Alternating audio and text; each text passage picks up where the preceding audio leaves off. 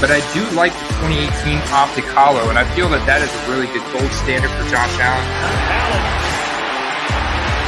Extending, and able to find Stephon Diggs.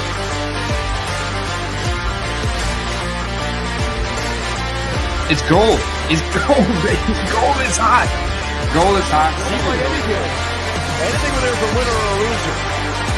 It hurts, going for the end zone. It's caught.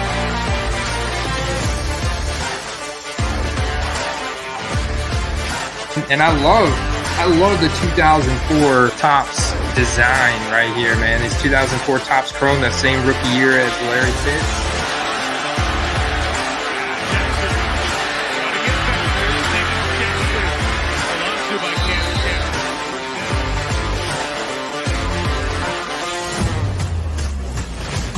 I guarantee you someone would reach $130 on this Gabe Davis if he puts up another game in a primetime scenario. We talked about the first Thursday night game against the Rams. Gabe Davis goes off for anything like he did in the AFC Championship game. Are you kidding me? Of course, they're going to reach for this card. Fires it into wide open. Remarkable. Touchdown, Buffalo.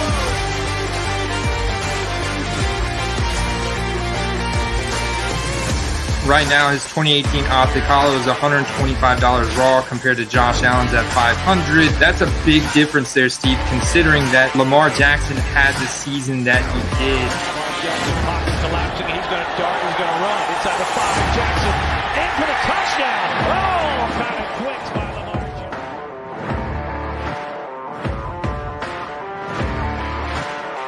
I know that that's your boy, so I had to share. Heck yeah, man. The Mississippi mustache, dude. I'm going to be looking for him in like the 20th round of this draft. Lucian with time, directing traffic. Now fires middle of the field. First down, Jacksonville.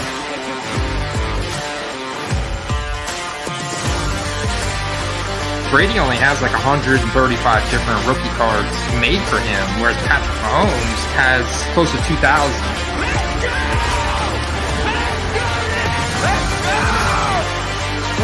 He throws this ball from his shoestring around the guy. That's what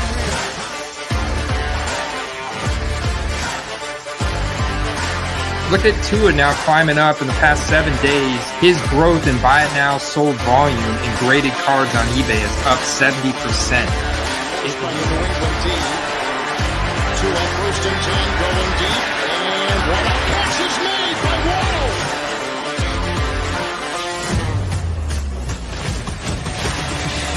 And with Rookie Ticket Auto, there's fewer cards in this set for Joe Burrow. And now he fires downfield to Jamar Chase. He got it. Wow. Takes all the way.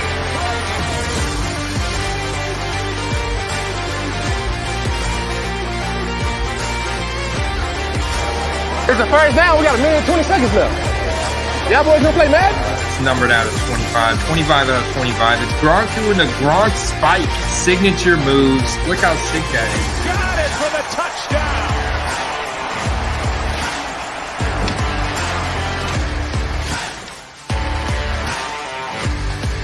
T-minus 1 minute.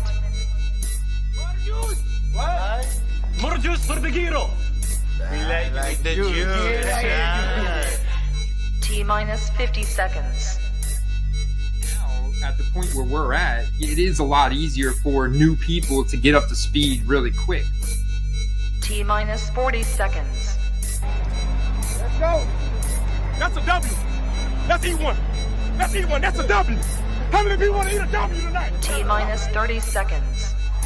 Tyreek Hill taking over our camera. I think there may be a penalty for excessive celebration, but you know what? I'm going to let that one slide. T-minus 20 seconds. That's what I'm talking about. Now y'all some fun. 10, 9, 8, 7, 6, 5, Take a deep 4, breath. 3, This is it right 2, here. 1, 0. What's up, everybody? Welcome back to the Football Card Quest, where we're talking football card investing, collecting all day, every day. I can see the chat is already lit. It doesn't matter who you are, collectors, investors. We got your answers going live. If you got live eBay snipes, drop them in the chat. We've got some of our own. We've got a guest back on with us. He was on with us a few weeks ago, and we're really excited to dig into a little tool that he built. We're gonna study what happened last year at the beginning of the season and look at this tool that Sean has built for this season and talk about some game theory analyzation. We're going to be talking some we're going to get pretty deep on some of the stuff. But first, we got the Hitman with us, of course, and I'm your host, Andy. Steve, how you doing tonight? Doing good, man. It's another scorcher in the Windy City. Not so windy, but extra hot and humid today. I'm sure you know all about that. So we're just, we're cooking in the Midwest right now, and just had a nice local burrito to hold me up for some football talk. John, how you doing, buddy?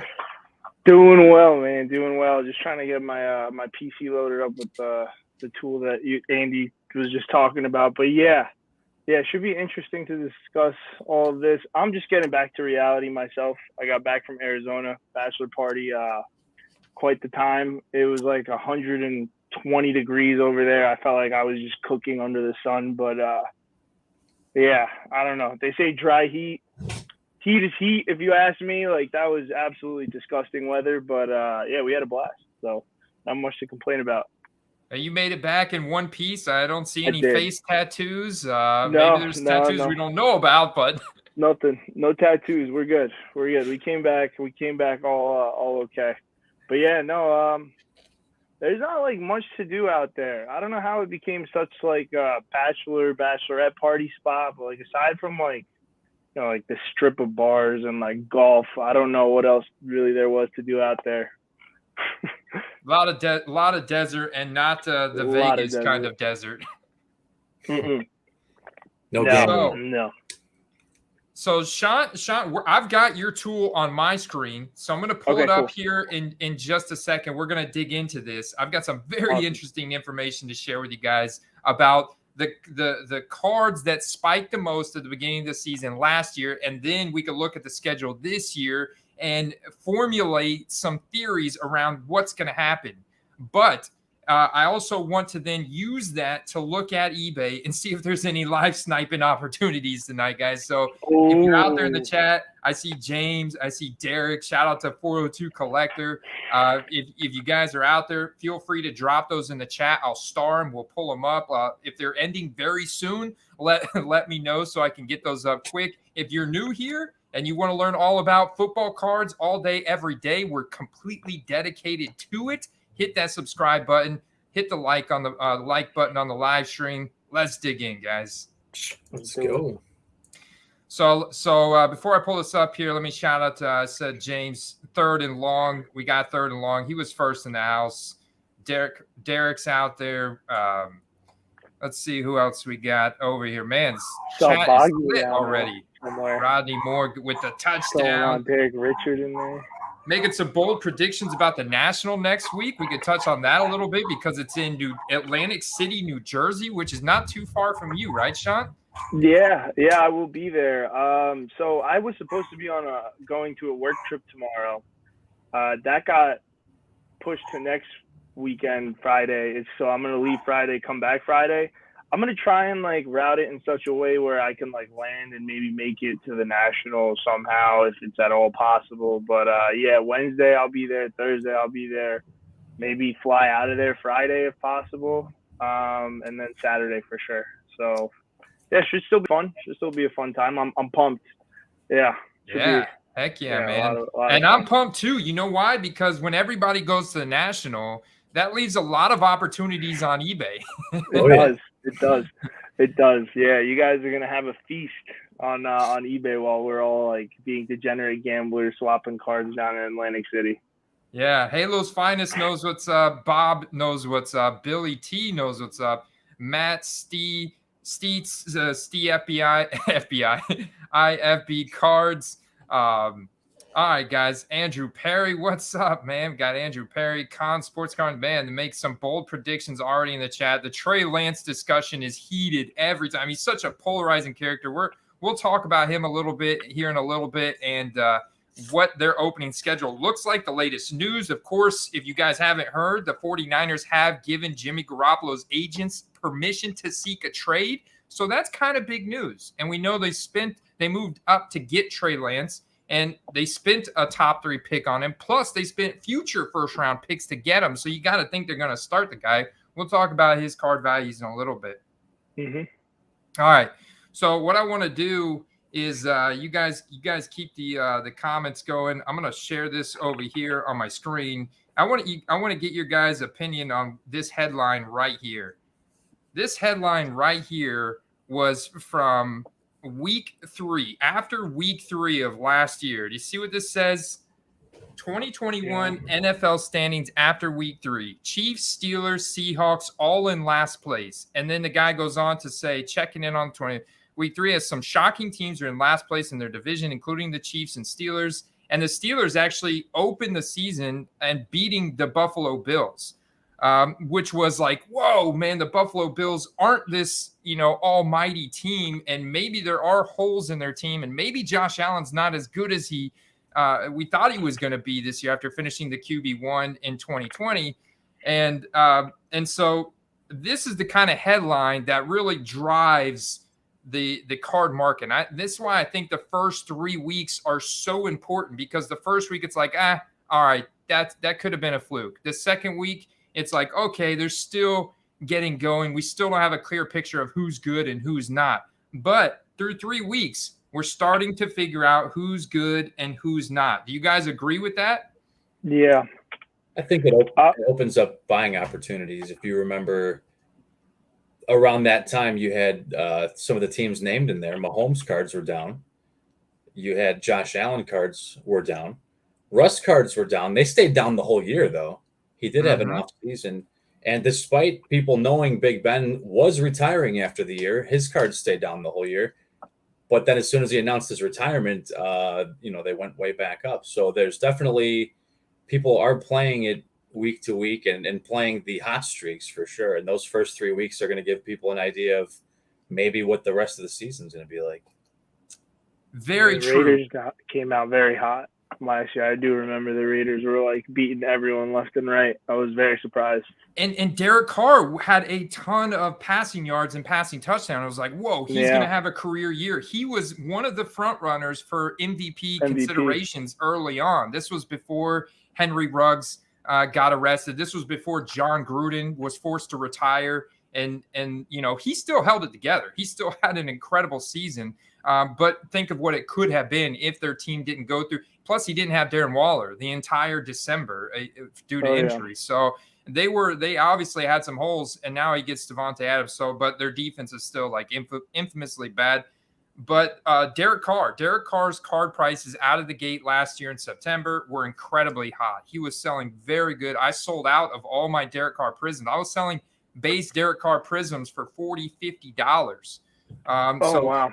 He was one guy that popped dramatically. We even had some of the skill position guys. That's when Brian Edwards was picking up some hype. Josh Jacobs was doing well this time period. Darren Waller was doing, because I don't know if you remember, but Derek Carr literally targeted Darren Waller on every single passing play in week 1 last year. You remember that? I do. I played 15, Darren Waller in targets. that stretch. He absolutely destroyed me fantasy-wise, so I'm scarred for that. And Teddy Bridgewater. Do you remember the Denver Broncos start last 3-0? Teddy Bridgewater cards were up dramatically, and Teddy Bridgewater is not a spring chicken. This is a guy that's another 2014 rookie, with Derek Carr, and both of their cards were up big time. And Teddy Bridgewater has been like a journeyman, played on several different teams, and here he's off to this hot start with Denver Broncos. And his cards were selling really good after this start of 3-0. Yeah, I think another interesting one is you guys will appreciate this one. The Colts 0-3. I mean, it's definitely if you look at that, I'm sure you could have picked up some Jonathan Taylors after an 0-3 start. Not a lot of faith. And I mean, if you remember, Tannehill cards were picking up some steam with them being in first after 3 weeks. So by the end of the year, that had really cooled off. But the buying window on guys is wide open, and the sell window is potentially the sky is the limit on some of these guys. It'll give you the opportunity to offload some stuff maybe you weren't personally too high on. Yeah, for sure. I traded for Jonathan Taylor in my league after week 3, if I'm not mistaken. I gave up. I gave up something crazy. I forgot I think I gave up Julio Jones while there was still some hype there early in the season, even though he wasn't really doing much for me. And then I threw in, oh man, how am I forgetting his name right now? Who was the backup running back on the Ravens right when JK went down? Latavius Murray. I gave up Latavius Murray and Julio Jones because Latavius was like RB1 at the time, so I sold him high, I guess. Yeah. Jeez, man. Well, that was first 4 weeks they went through like 5-6 running backs. Yeah, it was crazy. The Ravens, and like if you look, week 3, like I think they were in second or something. Like it wasn't like they were terribly like they didn't have a bad start by any means. It's just the wheels fell off, I guess, as the season went on. Yeah, very true. So let's look at the NFC. Sam Darnold off to a red hot start. He was a guy like Teddy Bridgewater whose values went from a very low floor. We're talking base prisms, in that $10 to $20 range, going to that $50 to $60 range. And the high end stuff went up at the same, rate roughly, depending on the condition, of course, and the set and all the other variables that we talk about in the sports card market. But, the Sam Darnold, I sold a PSA 8 Prism Sam Darnold for like $75 in this time period. I mean, it was ridiculous. That's incredible. How liquid his cards were after the first 3 weeks. It was insane, only for them to then get destroyed by the Cowboys and like just spiral downward after that. They lost J.C. Horn for the season. And Sam Darnold, like, I know it was like, wasn't like the full, like that wasn't the straw that broke the camel's back, but it didn't help. And then Sam Darnold, they had tougher matchups and they just spiraled out of control, and the season got away from him. Sam Darnold got injured. The season got away from him, but needless to say, he was a guy that if you sold at the end of September, you made good money. If you bought him in the preseason in July, this time period right now, and then sold him at the end of September, you made like 500% return on your investment. Yeah, I can only imagine. It was probably anyone who had Sam Darnold it was like a money printer. Yeah, that and Kyler Murray, because Kyler Murray was a little bit undervalued heading into last season. He was an MVP candidate, yeah, and he was an MVP, and that's what. So the other like the other important aspect around this I want to talk about, and one of these questions was in our mailbag. From, I believe it was JP. Yeah, and it's about the NFL MVP. And so the NFL MVP is an award that is very narrative driven. I don't know if you guys have looked into who makes up the judges for the MVP, but it's like sports journalists and commentators like Chris Collinsworth and Troy Aikman and Joe Buck and these guys. These are the kind of people that make up the panel of judges for the MVP. And it's a very narrative-driven award. A quarterback that's playing great, but his team is losing every week is not going to win the MVP. No, he will not. Yeah, I think it's kind of unfortunate because maybe that guy should be. Maybe the team would finish 8-8, but maybe they'd be 0-16 if it wasn't for heroic quarterback efforts, you know what I mean? So maybe I don't think anything's going to change with the award, but I do think it's maybe not run the right way. Yeah, I think there should be almost like a most valuable quarterback award and then the MVP award, right? Like, I don't know. Like how baseball does it? You think they should do it by position? Yeah, I mean, yeah, basically, because at the end of the day, like, I feel like certain players can have like incredible years and it almost will go under the radar because like a QB who has like an above average year might win it, like, I don't know. I feel like it should be reserved for like those historic years that people are like, wow, like, like it's just not every day stuff like that happens. I guess last year there wasn't really anything that was standout worthy, so it was like a tough award to give out. But yeah, I don't know. When was the last time like someone other than a quarterback won the MVP award? I don't know off the top of my head. But, Adrian Peterson back Adrian in Peterson. 2012, I believe it was. Oh, 12. Okay. I think it was 2012. That's like 10 years ago. So for the last 10 years, they've just been giving it to quarterbacks, which is crazy. Yeah, quarterbacks on winning teams. Every single team has made the playoffs. And in a lot of those cases, the quarterback was also the number one fantasy point scorer for the season. But there were a few instances where they weren't. They obviously played well. Their teams won. They obviously had a high amount of money throws or throws that were executed in clutch situations that required a lot of athleticism or really quick decision-making, that kind of stuff. That's what led ultimately the MVP award to be given to these guys. Yeah. So no, you're right.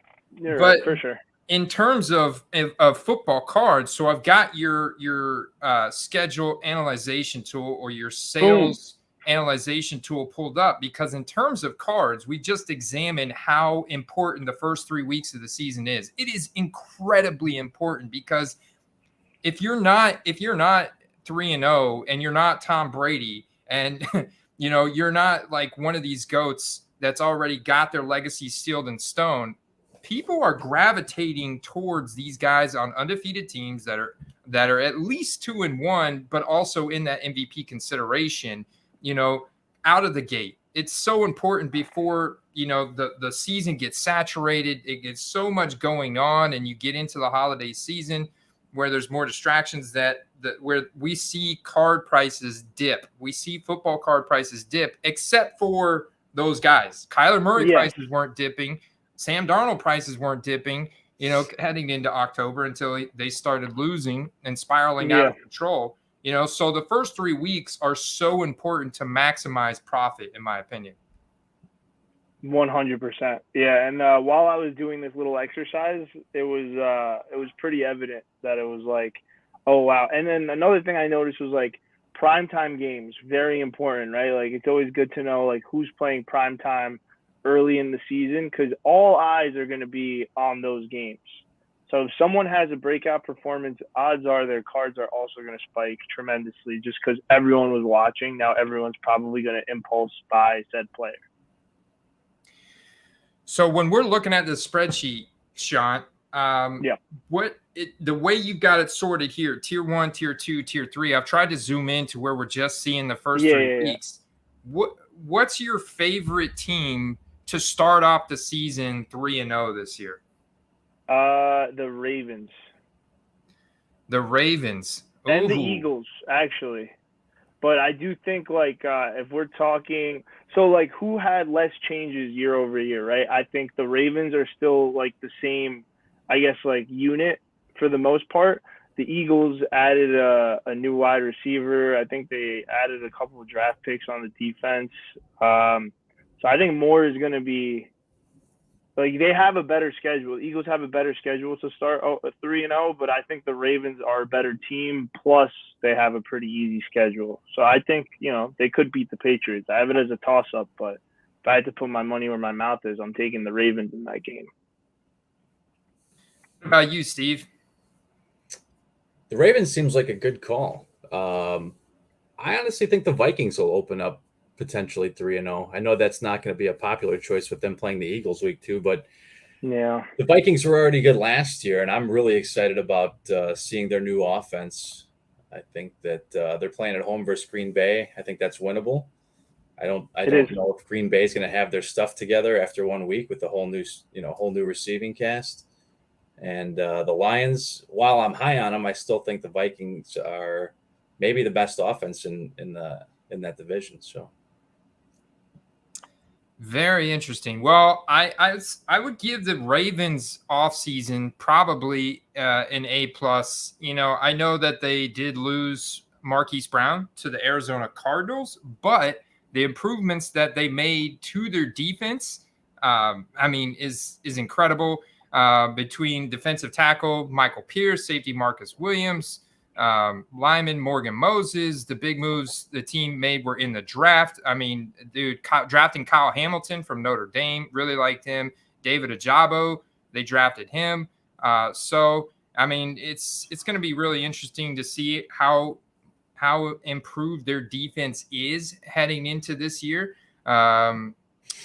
But obviously Lamar Jackson looks like he's beefed up, he's bulked up, and a lot of that offense is going to run through him. You get J.K. Dobbins back healthy, you still have Jim Harbaugh, so I mean the coaching staff is still there intact. And this matchup against the Jets has a much improved offense, but I think this is in their favor, big time in their favor. Dolphins, they have a much improved offense, so I'm wondering if this is too obvious of a play, guys. Like, is this too obvious of a play that these one of these teams could actually beat them? I think that we're maybe not giving the Jets the respect they deserve. I'm in no way, shape, or form saying that they're like going to the playoffs are going to be like a monstrosity of a team. But let's not forget the Ravens. They lost a lot of offensive weapons. Their 2 best backs will probably start the season on the PUP list. They don't have Marquise Brown, so it's going to be on the defense and Lamar Jackson's run game to see if they can to pull that off. So I mean, I don't know. I'm a David and Goliath lover. I love games where it seems really lopsided, and I love to take the underdog. So I think that if you sleep on the Jets in week 1, you might end up shocked. So I'm gonna disagree with that only because the Ravens are, I think, one of the best week 1 teams. Like, they always come out of the gate and they beat up on people, like, notoriously. I think if you look at the last 2 week 1s, they what was it, last year, maybe 2 years ago, I forget. It might have been the Jets, but they played someone, or maybe the Bengals. I'm not remembering, but they beat them like 41 to like 17. It was like a bloodbath. It was like the Lamar Jackson show. This guy just ran all over the field. So they lost to the Raiders last year in week 1. Oh, okay. In a close matchup, but you are right. 2020 they won. They beat Cleveland. 2019 they won against Miami. 2018 they won. They beat Buffalo. 2017 they beat Cincinnati, and 2016 they beat Buffalo again. So yeah, the 5 previous years before that they won in week 1. So man, they've had some soft week 1 games. Yeah, they do. I just think like the Jets, right? Like, I think they could be one of those teams that, like, once they start meshing together, like midway through the season, maybe, like, I would honestly consider buying some Jets cards probably once they get through once they get through more of the bloodbath part of their schedule, I think. Well, yeah, and if they lose any one of these games, so we're the Jets all the way down here in your tier 5, which tier 5 is titled as run. I may have been a little harsh on the Jets. I mean, I don't know if they can just turn it around in 1 year like that, but we'll see. Anything is possible, I guess. The whole thing is, like, if Zach Wilson is not an MVP consideration and the Jets lose any combination of these matchups, which they absolutely will, okay? Breece Hall, Garrett Wilson, and second year for Zach Wilson, Robert Saleh, and Matt LaFleur, in having Elijah Moore, Michael Carter. It doesn't matter if Sauce Gardner plays like he did in college. They are not going to be able to beat the Ravens, the Browns, the Bengals in the first 3 weeks. At least not all of them. Maybe if no they way. Squeeze out one of them, it'll be like somewhat impressive. But I still think Zach Wilson prices, unless he plays really well in those games, they will take a hit because They've got to take a hit. Yeah, they've got to take a hit. The schedule. His prices should hit bottom like Mahomes and Josh Allen and a lot of other guys, even Burrow did last year towards the beginning, middle, and end of November. And I think like the bottom was right around here at the end of November, right around Thanksgiving. That's like the bottom of the mid-season lull, what I call the mid-season lull. So I think I kind of have to agree with that if you got Zach Wilson, like I don't know.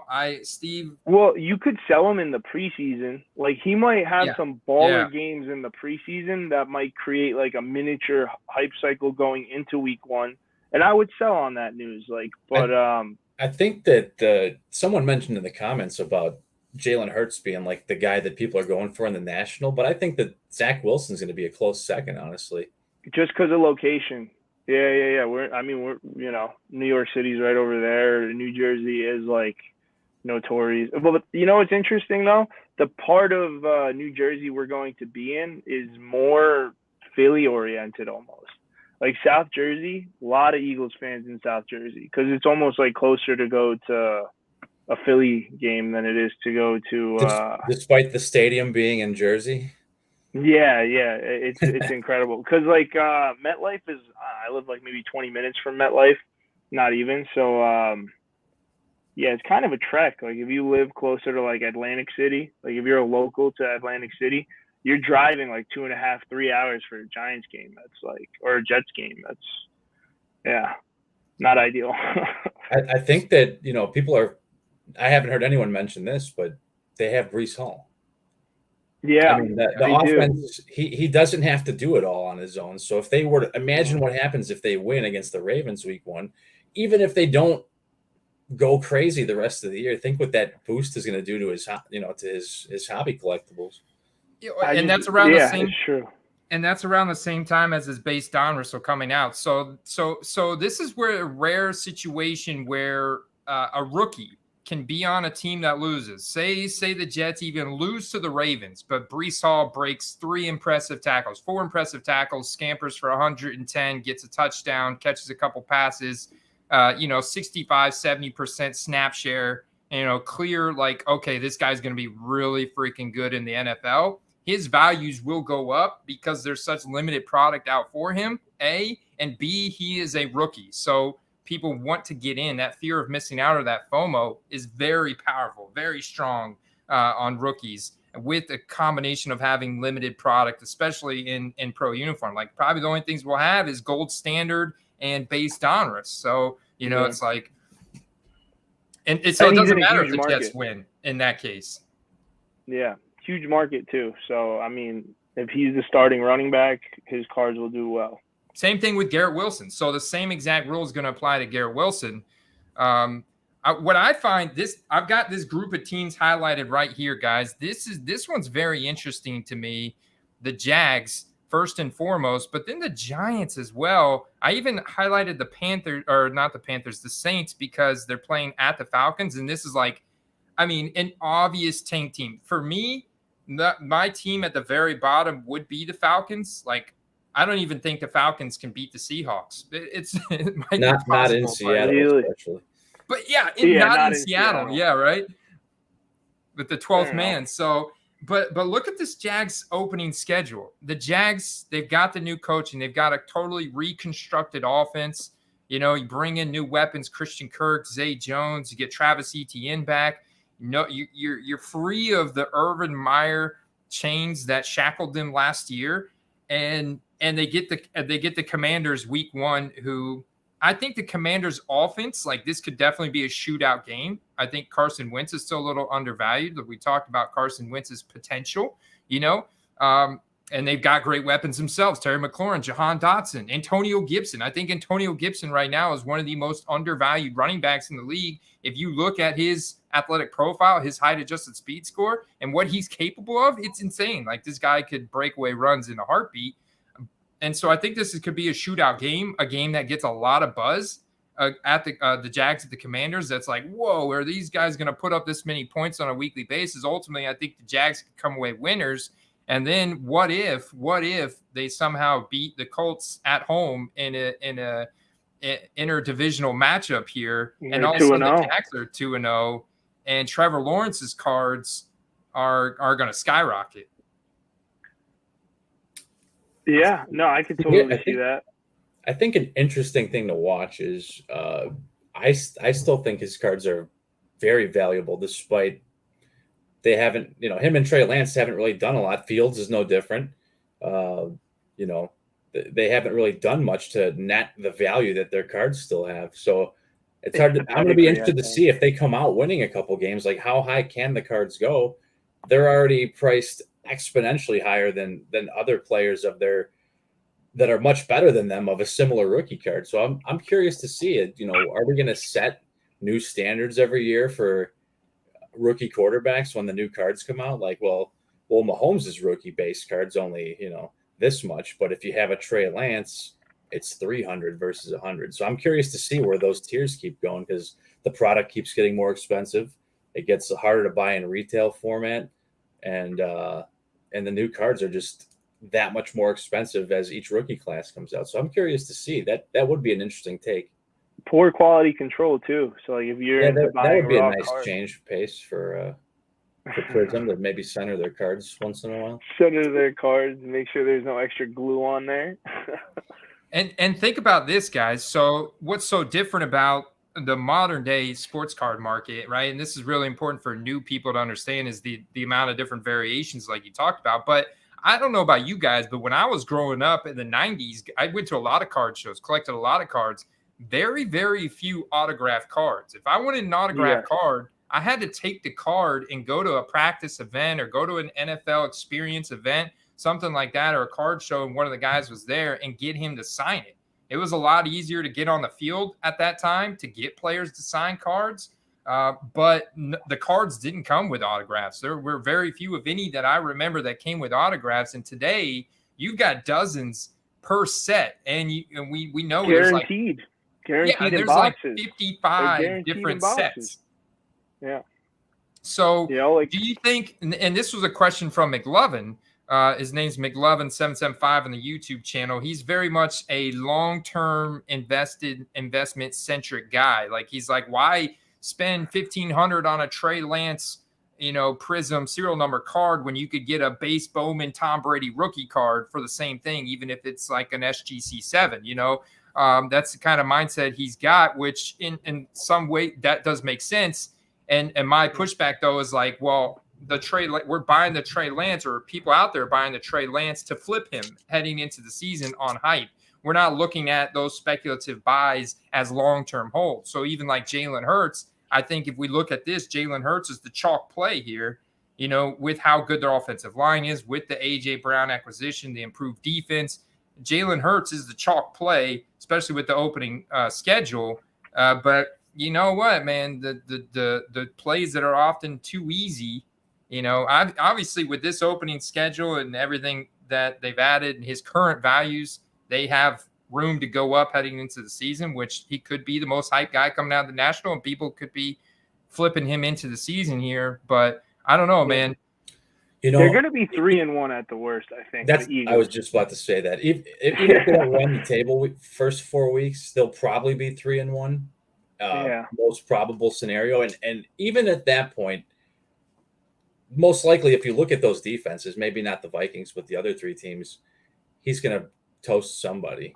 All three of them, all four of them, maybe. I mean, he's going to have some big games, and that might be a guy that not just, you want to flip at that point, but if you're in a fantasy league where you have him, that might be the good time to parlay that into a trade for like a good quarterback and a stud receiver and just make your team better, Well, they've got to beat the Lions, man. If they go to Detroit and get into a shootout and Jalen Hurts misses A.J. Brown on a 25-yard deep post or something, and they lose that game, it's going to be an uproar, man. I'm telling you right now, even though he's such a great rusher and everything, if he doesn't take a step forward in the passing department, which he incrementally has since being a rookie.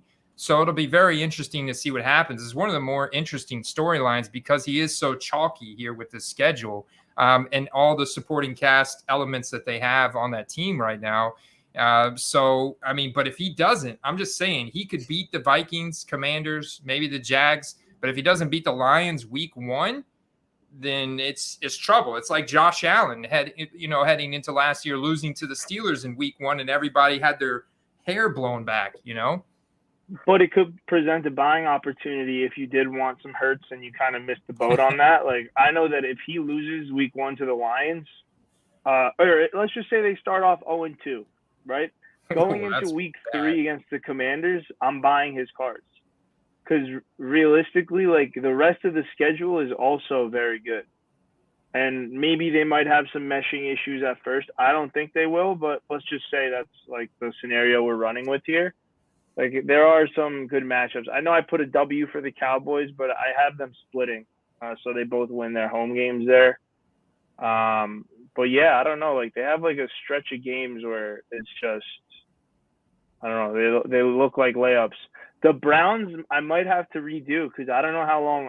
It was under the assumption that Watson was out all year.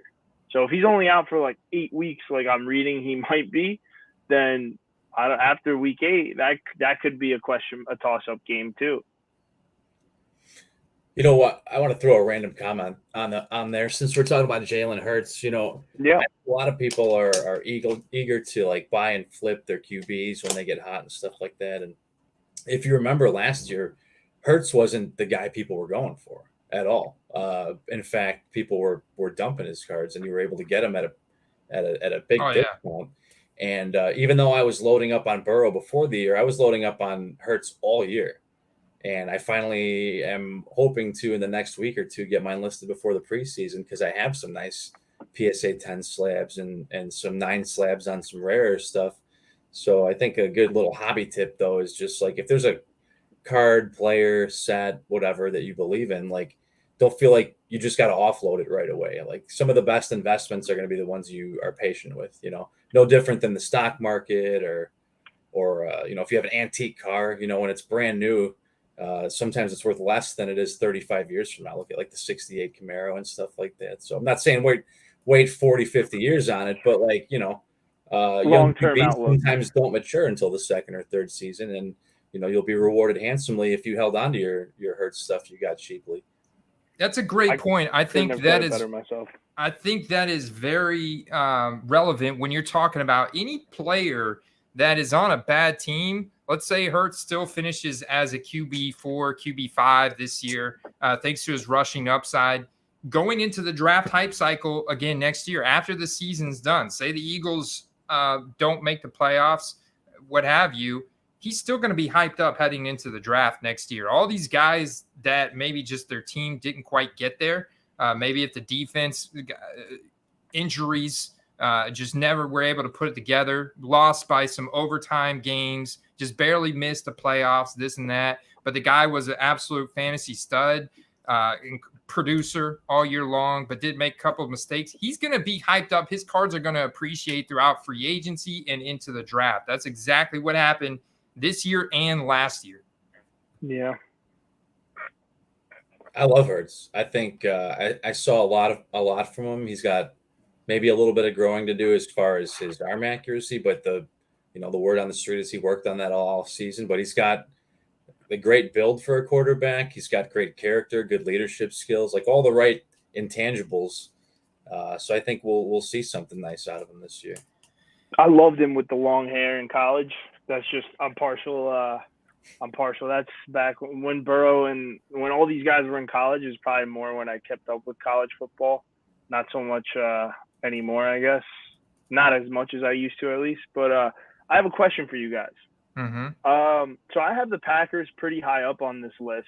Though it is questionable. I do agree with Steve's take. Like there may be like a meshing period. Like I don't really know like how good their receiving core is, right? But it's Aaron Rodgers at the end of the day, so I can't really like bet against them too much. But like, do you think that there is success priced into Packers cards right now?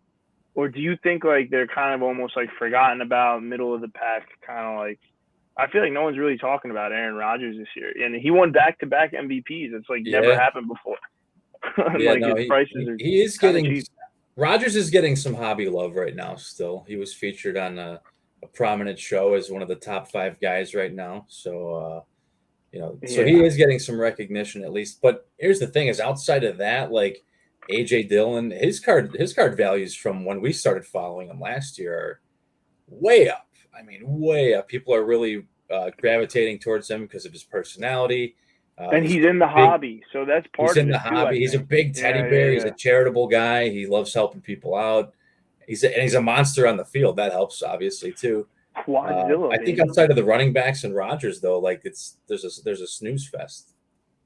Yeah. Yeah, absolutely. Like you can't even find Christian Watson's. Like the Panini hasn't even reached out to Christian Watson to get him to sign stuff. If he has, then he hasn't responded. But it's like he doesn't even have autograph stuff out there.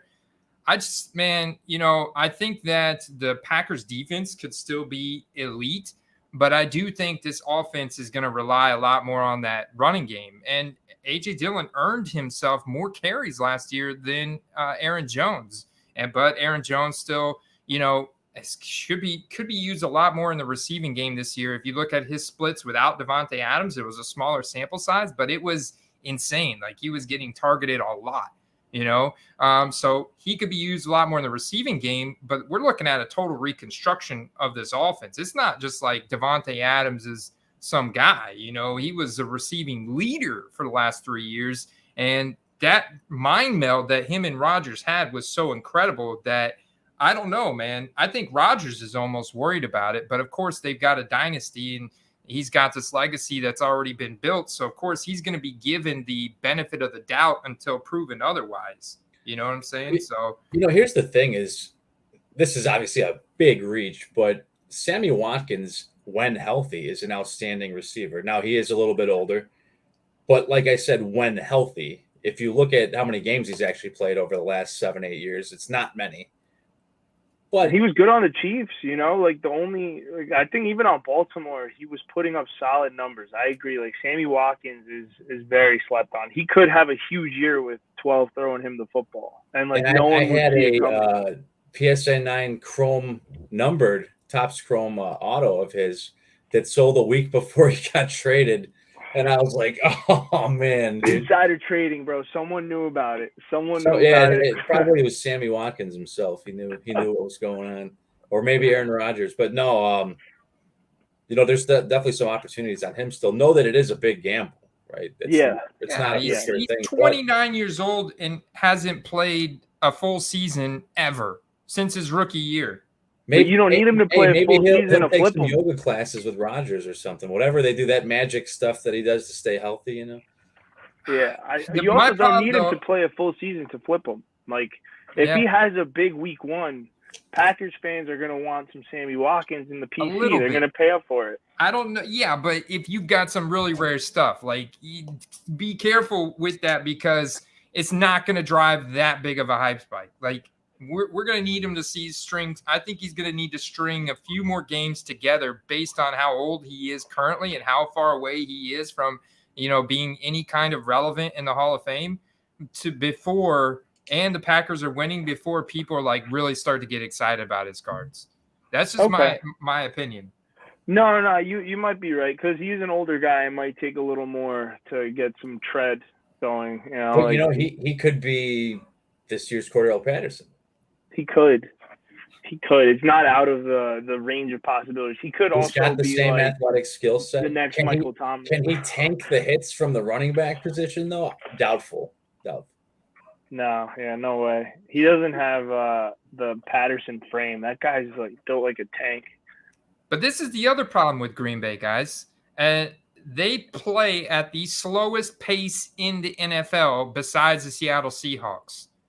They play incredibly slow. And when you're converting a high amount of those slow plays to touchdowns with Devontae Adams, that's fine. But now this is a different ball game. They're gonna have to speed up, man. It's gonna be a lot more difficult for Rodgers this year.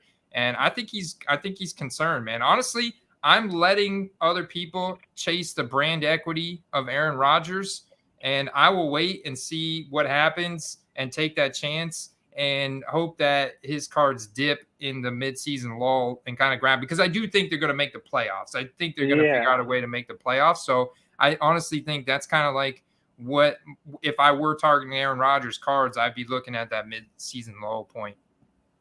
I just bought another one the other day, ironically. Like we're talking about like Aaron Rodgers, what I think, but more of a long-term thing for me. Like I don't mind sitting on Rodgers cards for a few years even until he gets into the Hall of Fame or retires. Like those spikes are usually much more fruitful. Like I have it in case they make like a Super Bowl run this year that no one sees coming. And if that's the case, I'll sell some of them, right? Or like the ones that I have, I would sell those on any kind of like serious spike like that. But aside from that, he's more of like a buy if you see it cheap and hold because he's going to go into the Hall of Fame like one way or another. I like it. Yeah. Absolutely. He is man. polarizing though, which I think does like suppress his cards a little bit. Like some people hate him, some people love him. He says some polarizing things. I think it's actually more helped him than not because some people do polarizing things off the field and you can tell it tanks their cards right away. Yeah. But with him, he says a lot of things that a lot of people are thinking they're just afraid to say. They just don't say it. Yeah. And I mean, I'm a that huge actually Rodgers helps. fan. I mean, I think what he did last year was outstanding, and that's coming from a Bears fan, right? And a lot of people are like, "You like Aaron Rodgers, man? You're a traitor." I'm like, "Look, man, I think bravery in that aspect, saying something that everyone's thinking takes a little bit of bravery that comes at a different regard than just playing the game, right?" So yeah, absolutely. I feel you on that one. And we can talk about the 49ers here. I'm gonna pivot to the 49ers because I was looking at Rodgers. In that I'm looking at this tier of rankings here from James, and this was a question from James here in our Discord server about which quarterback would pick up the most hype if they started off well. And his tier, like, this is a whole screenshot. So I'm just going to zoom in on this one tier here of Stafford, Rodgers. We just hit on. We talked about Carr, the Raiders a little bit, Cousins. We touched on Minnesota Vikings and Cousins. We looked at the schedule for the Dolphins, but the 49ers schedule does kind of jump off at me here, just knowing how much of a rebuild mode the Bears are in.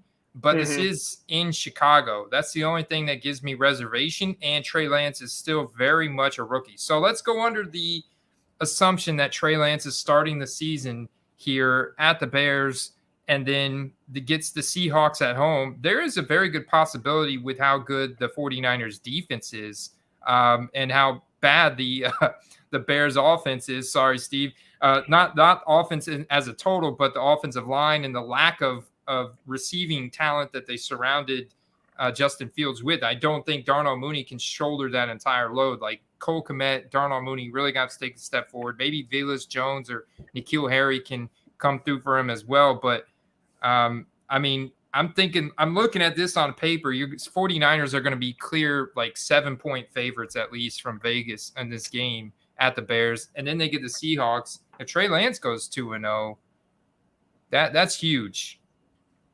Yeah. Is it priced in though? I mean, like I think the way that they're trading, I'm saying trading like it's a stock, but the way that his cars are selling, you would think that the Niners are going to be contenders this year, which I guess they are, right? But like I don't know necessarily how good Trey Lance will be. So like the sky is the limit with him, but yeah, I definitely have my concerns out the gate at least. I honestly, I've said this months ago regarding the starting quarterback situation. I think that Trey Lance is going to be an outstanding fantasy quarterback, but he's not just going to walk on the field and miracles are going to happen. Like it doesn't usually happen for a rookie quarterback. So, I mean, I wouldn't be shocked, and this isn't to get on any of the Lance lovers in the chat, but like I think they're more of a 500 team year one with him starting. Realistically, I mean, look at those first 4 games. Fair. That Seahawks is probably a gimme. The Bears is not going to be too hard, but I'll tell you what, the Bears defense looks really, really good in the preseason. And if he makes mistakes, they're not going to let it slide. Yeah. No, that's a good point. And you're right. His even his mid-tier stuff, like you look at a green pulsar, non-numbered, 75. So obviously his cards do have a lot of like serial numbered, non-autographed, color match. I paid that much money for an Aaron Rodgers game used rookie card pretty recently. So like that's like kind of like the dichotomy I don't understand. Like I would much rather have Rodgers exquisite game used versus that. But hey. Now, how many other players, and from an investment standpoint, outside of what I said their record was going to be, but how many quarterbacks that have not what has he started 2 games? He looked okay. Yeah, how many 2 games. Players have you seen hold their value over like the reigning AFC Super Bowl quarterback like Joe Burrow and stuff like that? To me, it's mind-boggling. I don't get it. I don't. And here's the issue is that, let's say that he does live up to the hype, but where's his cards still going to go from there? Like the expectations are already baked in, so there's not a lot of room to grow. Like if you're getting good deals, like maybe an $11 base, $9 base, yeah, that's a good deal. But his high end stuff goes for a lot, man. It goes for a lot. Yeah, it's insane. Go for a lot. I think it's because of the market, just like the market he's in. Maybe like I know LA, San Fran, a lot of speculators in the card market in that area. So I wouldn't be surprised if they're just shelling out huge dollars, hoping he pans out. But I don't know. Sometimes I feel like people don't like zoom out and be like, what else is available? Like, everyone likes like the shiny new stuff. But when you put it in perspective, a lot of like these prisms they're not going to be worth what they're selling for right now, even if he does play as well as he does, because he's going to have more cards that come out. Yeah, he's going to have some more cards. I think Optic comes out tomorrow. Yeah. Boom. Like 4 cards a box or something like that, or 5 cards a box? On retail Optic? Are you talking about the blaster and mega box configuration? I'm not sure. I saw someone open one on a hobby channel, and it only had five cards in it, so I'm not sure. Maybe you were talking about Contenders Optic? Maybe. Yeah, I think. Yeah, Contenders Optic, is the hobby box is 1 pack of 6 cards. Yes. But Optic is, it's got Optic. more than they that. They look good, man. The rated rookie chain, I saw someone posted that Jamar Chase card. That's sick. I'm like a sucker for cards that look like that. But yeah, like I think where you'll find value on this list right here, to answer James's question, is going to be like on the people that don't have much expectations, right?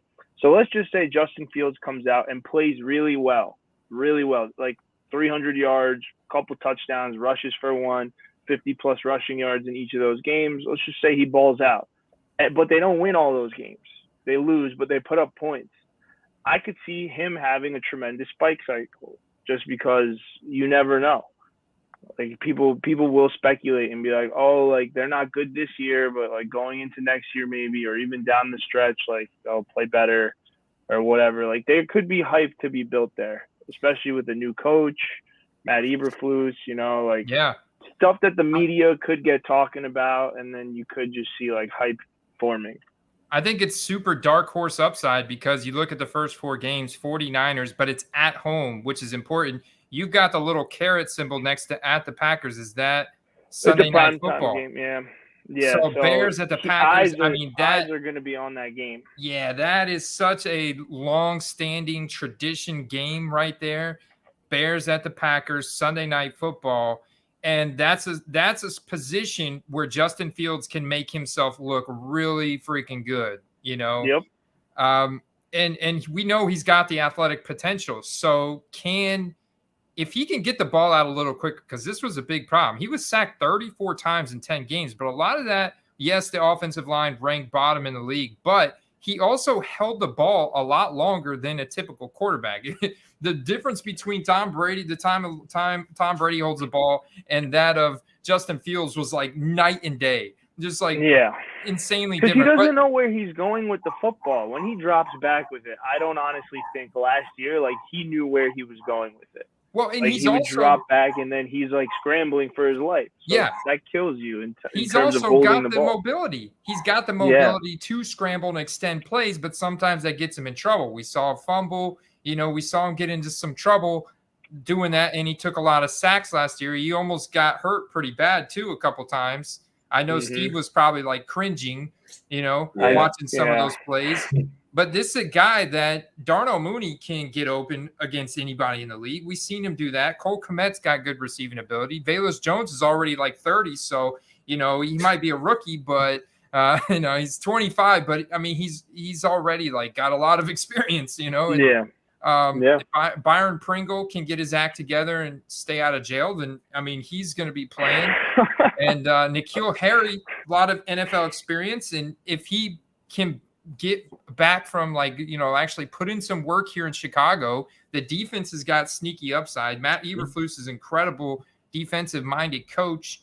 So it'll be interesting because at home, at the Packers Sunday night, and then they get the Texans at the Giants, we could be looking at a situation where Justin Fields surprises a lot of people, and that's not going to be a popular opinion. Like that's a hot take. That provides you with upside, though. Exactly. Right? Like, because it's not a popular take, it'll provide you with upside.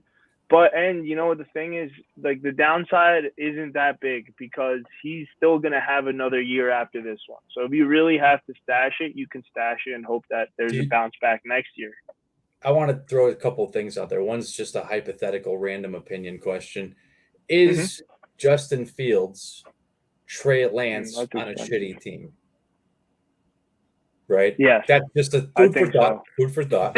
Very possible because their issues are very similar that they had.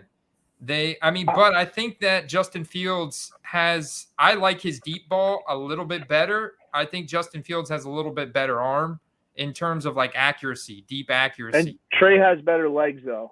I'll give him. I think Trey Lance is a better runner than Justin Fields is, in my opinion. And here's something that maybe outside of Chicago doesn't get discussed, and even not so much discussed here unless you actually dig. But the free agent receivers that the Bears signed, clearly not jumping off the page as like really skilled, right? But in fact, those guys all were some of the highest graded run blockers. That's interesting. That's true. N'Keal Harry is a very highly graded run blocker. You're right. So they might just run the ball. So I think they're going like back to old school Chicago football, defense and running, and if they have Fields in a position where he doesn't have to like run the show, he can just be a part of it, right? Yeah. That'll give them some time to develop, and they can bring in better players over the next couple of years. So, obviously different college divisions, right? Ohio State's a way more difficult division than North Dakota State. But if you look at their college numbers, right, Trey Lance had twice as many rushing yards, right? In their peak season in 2019, Trey Lance had 1,100 rushing yards to Justin Fields right at 500. But Justin Fields had a 67% completion percentage and 41 touchdowns and only 3 interceptions, where Trey Lance had a 66 completion percentage, so not a whole lot different, but a little bit lower, and only 28 touchdowns. So, but the competition was different. Yeah, competition was different. Like he's playing. He was on Ohio State. He's playing the best teams every week, right? Like, who is Trey Lance playing? Yeah, I'm not a college football. We have to defer to Derek Richard in the chat. North Dakota State. Like, I don't know who do they play that's like super competitive matchup. I'm not trying to take anything away from Trey Lance. Like, I hope that he ends up being what everyone has him like has what they're into him. Like, I hate seeing people lose money or get burned on cards. I just I don't know. Like, it's not one that I can pick up at the prices they're at right now. Like, do I think he has all the attributes of someone who can be very popular in the card market and also like good at football? Yes, but I have to see it, right? But it's priced like it's already happened. That's a big one. Lance set the NCAA record for most pass attempts in a season without an interception and was named first team all MVFC and MVFC Offensive Player of the Year. But this is Mountain Valley, though. Mountain Valley Football Conference. That's the challenge there. That's the challenge, and that's kind of like the Zach Wilson corollary, I think the Niners are going to be like this trick play run show where it's going to be like jet sweeps, like he keeps fake jet sweeps and runs the other way, like bootlegs. Like, they're just going to keep this guy on the move. I don't know. I think Shanahan's too good of a coach to just make this guy real one-dimensional and be like, you're going to be a pocket passer now. I think he knows that's not his strength, and he's just going to play to Trey Lance's strengths. And if that's the case, then hey, very well may live up to the hype. Who knows, you know? But I rather, like, you know, we're out here talking. If it was not, like, if I had someone else's $100,000 and you were like, invest this like it's your own, I wouldn't be buying Trey Lance. Yeah, it's like some of the stuff we've Except looked at on the Messiah. screen Messiah with, got the some base rookie ticket prism, autos. like a base prism for $9, not a bad investment, right? There's not a lot to Right. If it doesn't pan out, there's not a lot to lose, and there's a ton to gain if he plays well, right? Agreed. My biggest fear is like someone paying $1,000 for a rookie ticket auto. You know what I mean? Yeah. There's a lot to lose there, and there's not a lot to gain at that dollar amount. Very, very true, man. So some very interesting takes. What's going on, Jamie? I have neglected the chat over here, guys. I've neglected the chat, so we gotta say what's up to the I've chat. been trying to keep up with it. I don't even know who Grayson McCall is, but I think that's Derek Richards' point. Yeah, he's saying I don't know the goatness of Lance, and doesn't like, you know his what? Another college QB that's He on might. his, I hope he's right. I actually enjoyed Derek's segment a lot when he was on the show. I remember watching that on the flight back, or was it the flight back or when I got back day of? I forget. But yeah, you guys got to get him on more. I enjoyed that. The best ball. I think we talked about this with the Hurts topic earlier about, I was buying Hurts last year when nobody was buying Hurts. That's the thing, is if everyone's buying Lance right now, like I said, his prices are elevated. Not that you can't find deals, absolutely not. But if you're looking for someone that could boom, like with a larger multiplier, if you're looking to make a big flip, then you're not really probably looking at his cards, right? Because like I said, there is value baked in already. We talked about what's his name from the Vikings, the quarterback. I know someone mentioned Kellen Mond, but he won't be starting this year. But Kirk Cousins, I mean, if they emulate the Rams offense from last year and he chucks 35, 40 touchdowns and they go to the playoffs, like maybe they won't be worth $400 or $500 for a rookie ticket auto, but they'll probably be worth 3, 4, 5 times what you can get them for right now. And that's really the most important thing, Yeah. No, you make a good point. So like I'm not high on Kirk Cousins for my own personal, and knows, and you know too, Steve. Like I don't like Kirk Cousins, man. This guy sucks. But well, like he's not a bad quarterback, like on paper, right? Like he makes the throws and like they do win games. It's just like, man, sometimes he is so hateable. You know what I mean? It's like unbelievable. Yeah. Like, there guy? are layup games that I think like the Vikings should have won last year that like because of him, they just pissed away. And I don't know, maybe it was like I read more into it that like there was a lot of conflict between Zimmer and Kirk. Oh, dude, So the Vikings fan. Their coaching was absolute garbage, dude. Garbage. They don't call Mike Zimmer the Iron Fist for no reason. Yeah, so maybe it wasn't Kirk, and maybe it was the play calling or whatever. But I've seen plays mic'd up of Justin Jefferson like wide open in the end zone, and he was like, "Throw the effing ball, Kirk!" Like, and like he's like shouting in the back of the end zone. Like that doesn't come down to coaching. That's like the guy just doesn't make the throw. You know what I mean? Like I don't know. There's like I've seen plays like that where he'll miss like a wide open, huge play or whatever, and I don't know. Guess what? His nightmare record. They get the Rams former offensive coordinator as their head coach this year, bringing the Sean McVay philosophy to the Minnesota Vikings. And I'm excited about it, man. This is the year for Kirk Cousins. I think we're looking at a career best year for Kirk Cousins this year. And did this guy call the plays for that. on the Rams? I don't know who the offensive coordinator on the Rams is, but was he the play caller?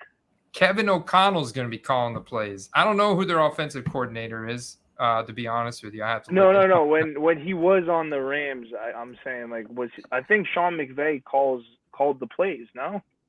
Well, I mean, yeah, it was a collaborative effort, but think about it. It's the same thing like Mike McDaniels and Kyle Shanahan. I was about to say, like, I don't know if Mike McDaniels is the genius we think he is, because, like, I don't think he was the one calling the plays either. Well, it was it's a Shanahan. collaborative effort, right? So when the offensive coordinator is under that tutelage of the head coach, and it's a collaborative effort. Sometimes the offensive coordinator is calling the plays, sometimes the head coach is calling the plays, or they're given they're just like at a 30,000-foot view of what's going on, with letting them, make their own decisions, but staying within a big road, But ultimately, that offensive coordinator was promoted for a reason, because they want to bring that philosophy that team had to their new team. Like, the general management and the ownership of the Vikings are going to be pissed if Kevin O'Connell does not get them to play faster and score more points this year and win more games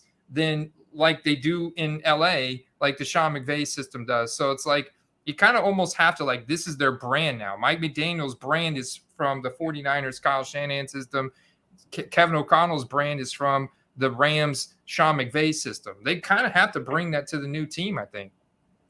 They say, I mean, not that Justin Jefferson needs a lot of help, but they're going to be utilizing him in the Cooper Kupp type role where, he's going to be moved around all over the field, not just, set up on the outside. So that could be really dangerous. I mean, to think that you haven't maybe seen the ceiling on Justin Jefferson is interesting. Yeah, I think he's going to be good no matter what. That kid is ridiculous.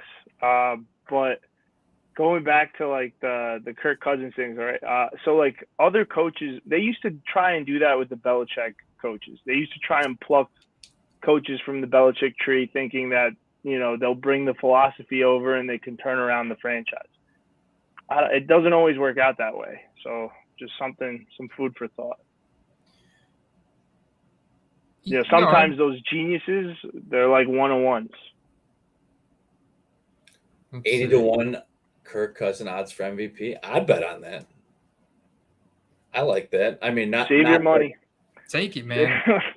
I bet on that. Guy, why not? He just doesn't win in prime time. Like, you have to win in prime time if you want to be. And maybe past performance isn't indicative of future results, but that's not over a 1-year period. Like, he's lost in prime time over years. His record speaks to it. So I don't know. Maybe it's something about the bright lights playing at night. I don't know, but yeah. If they let him throw the ball 40 or more times a game going forward, I think it's going to open up a lot of eyes. I don't think they will, though. Like, you have Dalvin Cook in the backfield. To not give that guy 20 touches a game would be, kind of blasphemous. He's too good to, like, just leave there on the sidelines. And by 20 touches, they don't have to all be, carries per se, but healthy mix. He did line up in the slot in camp a couple times already. So they're saying, like, maybe they're just planning to throw a lot more, right? And maybe he's going to be a part of that. Oh yeah, and they ran one of the highest rate of screenplays in the league in LA. So there's no doubt in my mind that this Kevin O'Connell is going to bring, that Rams offensive system. It's a Super Bowl winning offensive system. Why would he not bring that everything he learned behind the scenes with Sean McVay, 95% of that he should bring to the Vikings.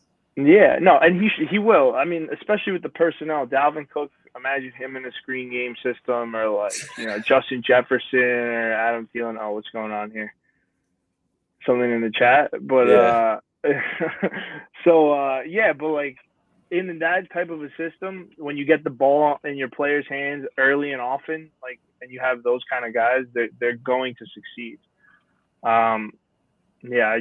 I don't know what it is. It might be too late for Kirk Cousins is all I'm saying, like hobby-wise per se, like he's kind of deep in his career. Is he a Hall of Famer? I don't know. Maybe it's like what about Kurt Warner though? I mean, there's guys that turned it up and won a Super Bowl late in their career, and their names are forever etched in stone now. So I don't think it's too late. True. I don't know. I feel like Kurt Warner, did he win an MVP? Yes. I think he threw over 40 TDs one year. I think 45 maybe. Yeah. Like Kurt Warner had some real baller years. Like, I don't, if he has one of those years, right? Then yes, I can see something similar. But if he just remains like a top 10 QB for the rest of his life just through the numbers and doesn't do anything spectacular, I don't know. I don't see Kirk Cousins like really exploding. Would he be like a top 10 fantasy QB? More than likely. He seems to do it every year. It's not always the prettiest, but he puts up numbers, right? But I don't know. It should be interesting. Like and also I think their schedule wasn't totally like the easiest, if I recall correctly, for the Vikings. I don't know how many. It's important to note that if you can get him like 5-6 rounds later than people are paying for the top tier QBs, you can get an amazing set of receivers or running backs and not have too much of a fall off and get a steal on Cousins, who could bring his numbers up from the previous year. Mm-hmm. Yeah, 100p. I agree with that. He's like for where he is, I guess it is value, right? Like especially in fantasy, where like you're not like as tied to it, but like a card, I feel like it's a lot easier to buy a Kirk Cousins card right now than it will be to, I don't know, maybe sell one later. Like he's priced pretty fairly, right? So it makes you like tempted to buy one, but like who's gonna be on the buying end of that? I don't know. Maybe if it's like a short print Vikings card, I would probably be more interested than like any of his rookies. I think they're going to have to come out and beat teams like Green Bay and some other big teams for people to get all aboard the Cousins train. I agree. If he wins some games where like I'm not expecting him to win those games, and he doesn't like absolutely blow up in any of the ones like they're supposed to win, his card should spike. Yeah, you're right. Yeah, I mean, I'm looking at their schedule here. It is tough. Packers at home, at Eagles, so they start off the season with a difficult divisional matchup. But it is at home. I think he could. I mean, they could blow anything's the socks possible. Off. Yeah. At the Eagles, then the Lions at home, Saints, and you have that's a London game. So got a London game there in week 4, and then the Bears. So yeah, I mean, totally could see them open up really well. But I think at this point, you're right. A lot of Kirk Cousins' value is going to be tied to them winning. We already know he's going to produce. They play fast. They throw the ball a lot. It's going to get even faster and even more pass happy this year. Also, according to PFF, this is going to be the best offensive line that he's had in his career. It's ranked 19th, but a lot of that comes down because they spent a first-round draft pick in 2021 on their on Christian Darrisaw. So we'll see as he gets better. And dude, so it's this could be a big year. I think this is going to be a career best year for Kirk Cousins, but he still has got to take that team to the playoffs for his rookie card values to really take the next step and become relevant. It's kind of like Ryan Tannehill. Ryan Tannehill's been a solid fantasy quarterback. He's been a QB9, a QB10. He's got sneaky tactical rushing ability where he puts up 350, 400 rushing yards. Not too terrible passing, but he makes a couple bad interceptions here and there, made a couple mistakes. He still takes the team to the playoffs virtually every year, but the focus on that team has been Derrick Henry. It's been A.J. Brown. Ryan Tannehill's going into his 11th season. And now they've drafted a quarterback in the late in the 3rd round of Malik Willis, and they traded A.J. Brown. Treylon Burks not even practicing because of the asthma. Robert Woods is coming off an ACL. Tannehill is like being so undervalued. It's ridiculous, but only really in fantasy. Like I think he'd have to do a lot to really get his rookie cards relevant. And he might. I mean, I don't think that there's as much quarterback competition as people might perceive there to be. I mean, he would have to really, really stink it up for them to even consider a switch. I mean, sure. They've even said that there's not really much of a gap between him and the backup. So, if they come out running like a conservative pass game and run heavy like they always do, I mean, his odds of making mistakes are much lower. Kirk Cousins has the nicest autograph out there. Perfect script. Maybe he can teach elementary school when he retires. Nice. This chat is on fire right now. You guys are hilarious. There was a question earlier, Andy. I didn't want him to think that we didn't see it, but someone asked about the photos of the optic rated rookies being the same as the clearly Donruss. Get out of here. The reason for that is because that's intentional. A lot of time, like, so for example, when Donruss comes out, there is the inserts for the optic previews, right? And a lot of times those are the same photo used in the optics or in the clearlies. So they tend to use the same photo on purpose, just so you know. It's essentially the same card, but with the acetate stock rather than the premium optic stock. I was trying to find an example, but yeah, I do know what he's talking about. Maybe like those two sets aren't the best examples, but Panini is very lazy with photography. They do tend to use a lot of the same pictures like across some sets. I'm trying to find a good definitely example. intentional, but I agree that there. If you look at Devin White from the Buccaneers 2019 cards, about 85% of his rookies is all the same photo. I mean, that's unacceptable, man. That's unacceptable. No, 100% agree. Especially when a lot of are any of those in practice jerseys? Probably, right? Yeah. So like, I don't know. You can't go lazy with. I don't know. It's just not when I can go on to Google and find a dozen different pictures. Right. And like fantastic. you can make some. I don't know. Copy you have to and ask paste. yourself, like, what are these cameramen on the side? There's probably 500 cameramen on the sideline. Like, they're getting paid for what? Like, there's got to be thousands of photos per game being taken. Can we get a few different photo variations or something?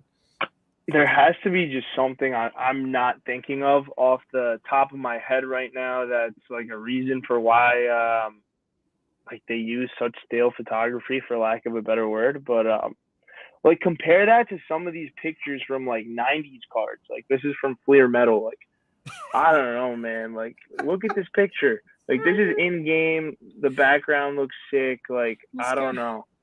Look at this guy. How this guy titled his card. Rookie card MILF man. I've seen a lot of that actually. Like a lot of people are throwing MILF Hunter like in the caption. I don't really know why. I can't imagine it's going to like no one's going on there looking for MILF man rookie cards. Like that's No, but here's the thing. This is proof that hype can come from so many different ways. It doesn't even have to be football related, right? Yeah, this whole Zach Wilson story was absolutely a riot when I first heard it. I was like, this has to be like a joke. And then no, like long and behold, I think this is true. Is that how it surfaced? Was from his ex-girlfriend and the there whole was comment a that picture she of his made on Instagram? And like I guess the kid whose mom it was, like the two of them were in a photo together, like they're dating now.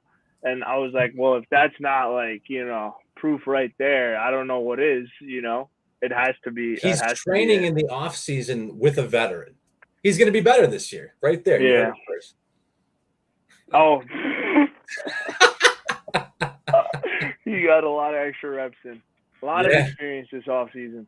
The savage. Yep. I would have never thought it too. Like if you like look at how he like interacted like on his like when he first got signed, like he was very I don't know, bland is like what I was thinking when I first saw him, and then like he's cool, man. He's cool. I hope he works out. It's awesome. One of the funny correlations for me, like I live here, so I get to go watch this guy. Like I want this to work out. I'm just a little sprinkle of skepticism in there from me. It's fun. I saw someone make the Josh Allen correlation in the chat, and it's funny because if you look at Josh Allen his rookie year and you look at him now, it looks like a child and a man, right? And if you looked at Zach Wilson his rookie year, it looks like a child. And maybe he's going to put on 15 pounds of bulk and like buzz his hair or something, come out like a true, the next Josh looking like Allen? a Chad this year or something, I like that take, Steve. I like that take. I mean, it very well could happen. He could just take leaps and bounds every year. Like he looks better this year, looks even better next year, and then so on and so forth. It could happen. You saw the Justin Herbert transformation from last season. Yeah, I mean he was always a stud though. I loved him in Oregon. When there was a discussion between him and Tua, I was like, how is this even a discussion? Like the one kid looks great at the Senior Bowl, is like 6'4" with luscious hair, and the other guy just like destroyed his hip. like the injury Bo Jackson had that like ended his football career. It's like I don't understand how the Dolphins even like justified taking the one over the other, but after that injury especially. But yeah, it happened, and here we are. They immediately regretted that decision. Look But at that nice mosaic dude, color match that we see. there are some unbelievably I mean, they've got their flag planted so hard in the ground for Tua, it's not even funny, man. I mean, like serious Tua truthers out there. So this is such a huge make or break year for him. It's not even funny. I mean, I hope it works out for him because I know those cards are not cheap. But yeah, I don't know. Not for me as much. I mean, here's the thing: is I think it's worth noting. I mean, he played through the whole season last year, right? He did. He's not like an injury-prone guy. I was just saying, like in terms of when it comes to drafting the future of your franchise, I think that hip injury probably should have maybe played a bigger part. Oh no, he definitely missed games last year. Yeah, remember it wasn't related to the hip, right? No, he cracked his rib. Okay. He only played 13 games because I remember he cracked his rib. It was a rib fracture that held him out 3 games, and then he fractured his finger. If you remember, that held him out another game. It was like his thumb or his pointer finger on his throwing hand. So yeah, I hit the helmet. I remember that. So here's the thing. I think is how long does his hip rhetoric last? Like, if he plays through this year without any hip problems, like how long has that become a thing where people are always going to be like, but his hip, but his hip, but his hip? I mean, I think he's just got to shut the people up this year and have a good season, and people will leave it alone. I think he's past the whole that whole hip thing, but yeah, I remember like he was like the bona fide one at one point, and then that hip injury really cost him, but I guess not too much. He only slid down to 2, but yeah, I think once I saw the footage of him like throwing and stuff, I was like, okay, so he still got, he still has like the pop when he throws it, but I don't know. Someone made a good point with like a quarterback's power comes from the hips, and after that injury, like you do have a weaker hip, so like his deep ball isn't going to be like what it was in college. Yeah, but the great ones improvise. They do. If you follow pro baseball, the great ones. Greg Maddux, as he lost his heater, he learned other pitches and he found a way to stay elite. So I mean, maybe he won't be able to throw it 60 yards in the air, and that's fine because there's plenty of guys that can be successful without doing that. Yeah, no, I agree. It should be. It's going to be interesting to watch all of this play out in real time.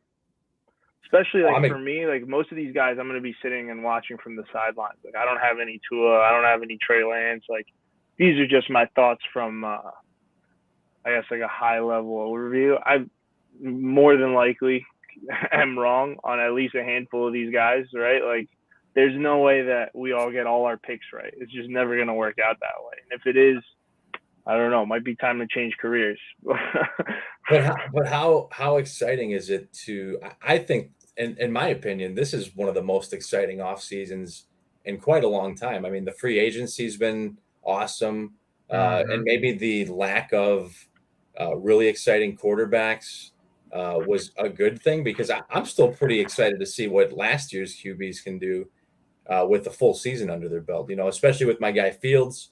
Watching him get destroyed every drop back, not exciting, not at all. But we'll see what happens. I mean, I want to see him do great things, and I want to see what Cousins can do. He's in our division, but I want to see what he can do.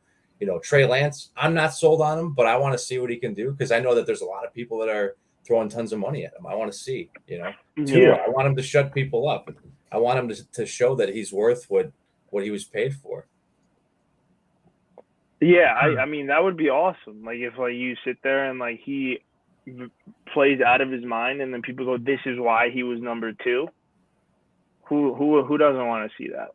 I mean, do you think Tyreek Hill is just blowing smoke up his or is he actually talking him up? Because I think that it could be a little bit of both. Like, but he does it so frequent, so often. I feel like every time he has a mic in his hand, he's like talking up his guy. And I don't know, like he never did stuff like that on the Chiefs. I feel like Yeah, but I don't know. But he didn't have to because everyone was already sold on Mahomes. You know. Good point. Good point. Yeah, that is true. I'm excited about it, man. I am really excited about it. And I don't know if it'll be hard this year, but it used to be really easy to get Dolphins tickets. I might have to go down there. Check a game out. Can't beat the weather. I'll tell you that much. I'll be down there in January. I may have to just go to a game. Yeah, dude, definitely. What are you looking for, Andy? Well, after seeing how easy it was to pop open an SGC slab last week, I'm looking at SGC 8s. I just noticed that there on the web app there was actually an SGC 8.5 Tua Prism that sold for $10 compared to his SGC 10 that goes for 54, the CSG 10 for 40, and the PSA 10 for 90. So I was like, well, if I can get an SGC 8.5, I'll just sell that thing raw for like $30, maybe $40 heading into the season if I could find something like that for $10. What does it sell for raw? 20. I've seen him go for like 20, 25 right now, but yeah, depending on the centering. But I've seen SGC 8.5 is not going to look bad. How could an 8.5? Public service announcement. Whoever wants to hear this, but like there is a 0% chance that a card that's graded an 8 should sell for less than a raw card, in my opinion. It does all the time. The same price. Well, because look at this. This is an 8. Like a good raw. This is an SGC 8, and look at the centering on this. It looks freaking It's a good perfect. centered. It's a great centered card. I bet you there's something on the surface. What's the back look like? Does he have a back picture? Yeah, also, that might be why do people not just put the scans that SGC gives you? That's a great because they don't know. This guy probably doesn't know about it. He's only got 85 feedback. I mean, he's 100% positive, but he's probably a newer seller. I mean, look, he's ending his auction on Wednesday at 1:20 p.m. So he clearly hasn't watched my videos, and like I don't know, I don't know what to tell you. Well, he also put the starting bid at $20, so he's already at a slight disadvantage. No back photo.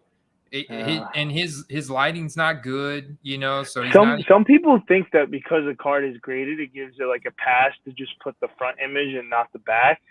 Definitely not the case. Like everyone needs to see both sides of the card at the very least. If you're not going to give them like 20 pictures. Very interesting because I'm a big fan of the black prism variations for Jalen Hurts. I think this is his best photo that they use on cards. I do not like the contenders photo that they use for Jalen Hurts. I think it looks, I don't know, it just looks kind of cheesy. Like this is the kind of Jalen Hurts pose I want to see, like in action, scrambling, like, hunting someone down to throw the ball. Like that's a cool picture with a black background. This is the visor looks blacked out. Yeah, like this is. I kind of wish they did the 2021 design with like the 2020 guys. Because I love the look of the new Prism Blacks. Not so much these ones, though. That's a cool-looking pose and a cool-looking card.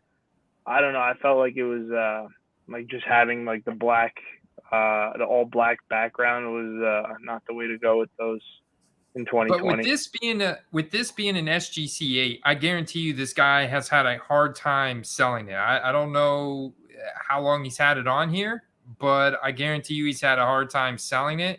And it's numbered out of 125. Is that not tempting to you to make an offer on this for like $60 and see if he'll accept it and then just pop that? You know how easy that is to pop an SGC slab now. Just pop it out. Black colored I was going to say, what does that card sell for raw? Like that SGC, yeah, the Prism Black, Jalen Hurts. Andy, while you're looking the price up of that, I want to touch on something people are asking in the chat, and everyone wants to know where Garoppolo will go. Now, that's assuming that he does go somewhere, but if he goes somewhere, where would he go? And someone mentioned the Falcons. I think that would be an amazing upgrade. I mean, they just signed Rosen, though. They just signed Josh Rosen. So I don't know. Are they looking for fourth QB? No, that was the Browns, though. The Falcons are in a clear job. The Falcons are tanking their season, guys. The Falcons are not signing a quarterback. I think the most realistic one is, and I may have my streams switched. I had Mayfield going to Seattle, and I had Garoppolo going to the Panthers, but I think it's just going to be switched. And if you were Garoppolo, wouldn't you want those two elite receivers to throw to? So I think that makes the most sense. Wow, that I is think a that match makes made in most sense. heaven. I think the Seattle Seahawks make the most sense because they're a run-heavy deployment and they've got good weapons. They're not going to expect much out of them, but just manage the game, Yeah, similar role that he had in similar role, and it's interdivisional, so it's almost like he can then get that revenge game twice a year against the 49ers. Yeah, I think that the biggest story would be is if he didn't get traded, right? He's not going to sit on the bench. If he somehow didn't get traded, I mean, now you have a starting quarterback controversy. Or do you think he starts? He can't. I don't even know if he could throw passes right now. He had shoulder surgery. Well, they said he's still rehabbing. Start throwing, and they said he's been throwing, but that he can start throwing at full speed in 3 weeks, something like that. Yeah, he's like progressing through his throws right now, I believe. So no deep balls yet, but all the short and intermediary throws are like green lighters. So I don't know. Should be interesting. But he's not gonna generate it. So this card has sold before. Or I guess sold and no one bought it. What's the serial number on the top one, Andy? Does it say? That's the same card we were looking at earlier. I just think someone made an offer and then never paid. You're probably right, bro. Let's see what the offer was. Now, there was a comment. It just sold because that's Thursday, July 21st. That's today. Oh, somebody in the chat bought it. Someone just sniped it. Somebody on the chat just bought this sucker, didn't you? Wow. Good for Who you. was it? Man. Who was it? Reveal yourself. Well, congratulations, so funny, whoever it was. Yeah, hold on. Go back to because the other one you had it open, just the regular page. Is it still like? Can you? Yeah. See what they just accepted that offer for. That's so funny. I love it. I love that. Yeah, I got to thank James, dude. He sent what was it? Marquise Brown XRC, $25 out the door. Yeah, beautiful. 85. Thank you. Sign me up. I'll take another one of those. The next closest one was like $50 or $60, I think, on eBay. So definitely good value. Yeah, $85. Yeah, not 85. Bad. $4 more than the raw, and he's probably just gonna wait for there to be more hype and just sell it raw. Oh, 45. Yeah, no, I think this card. I mean, with the picture quality like that, it raw. Yeah, it's incredible because look. This is the only result that we can find the past 90 days. I mean, this is not a common card. Oh. Look at what that's the regular one. Yeah, look at what the regular one did. 21. Yeah, so that's money. Whoever just bought that at 85, you dog, man, they sniped me.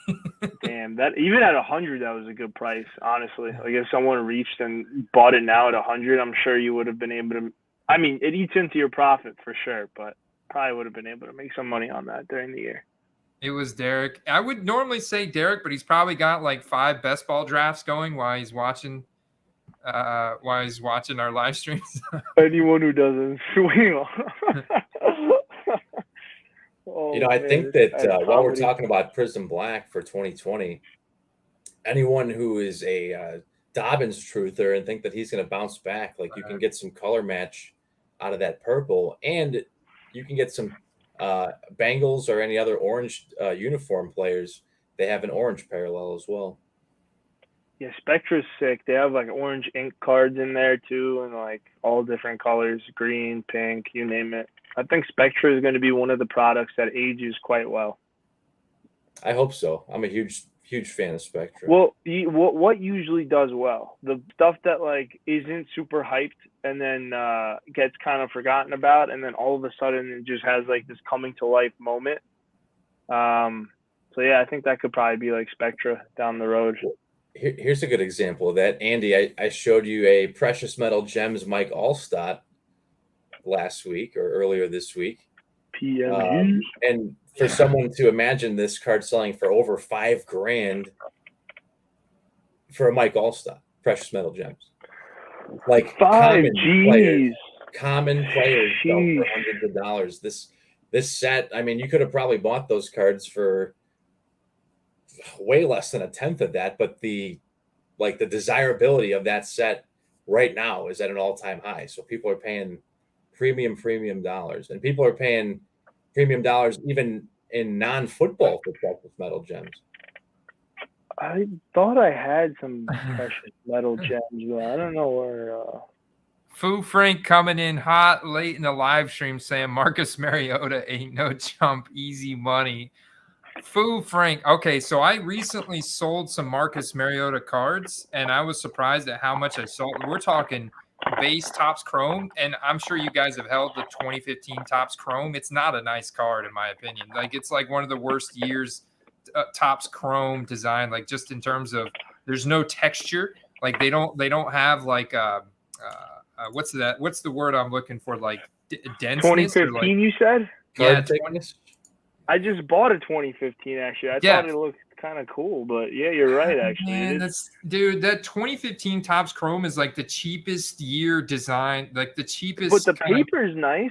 Like, yeah, the paper's kind of nice, but it's like all smooth. There's no texture to it. There's no like undulation. Like there's no detail. There's no like when you think Chrome, like you expect there to be like Topps Chrome like stamped into the card. This is more like a paper card.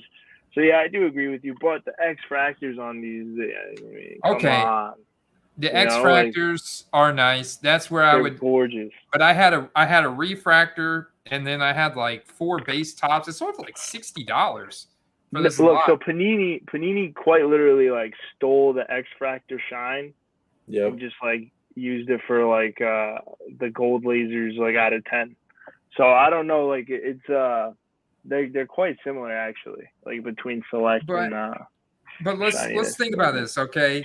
Mariota played on the Titans for what, 4 years before he lost his job to Ryan Tannehill.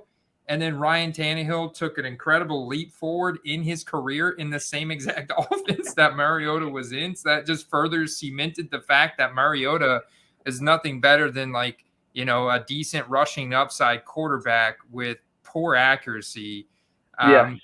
You know, that's like, it would not surprise me at all if Desmond Ridder is starting by like week 3 or 4. Like if I look at the Falcons schedule, they play Saints week 1, then the Rams. I mean, I don't think they win either one of those games, in my opinion. So if they're tanking, though, why not just let Mariota run out the year? Let Ridder marinate, you know? Because their coach doesn't want to lose his job, and so he can blame it on the quarterback situation. Then he can put the rookie out there and say, well, I got a rookie quarterback out there. Look, though, because he brought in Mariota because they had, what was it, a college connection or something like that, if I'm not mistaken. The reason Mariota ended up in Atlanta is because of Arthur Smith. So if he doesn't perform well, because it's on both of them.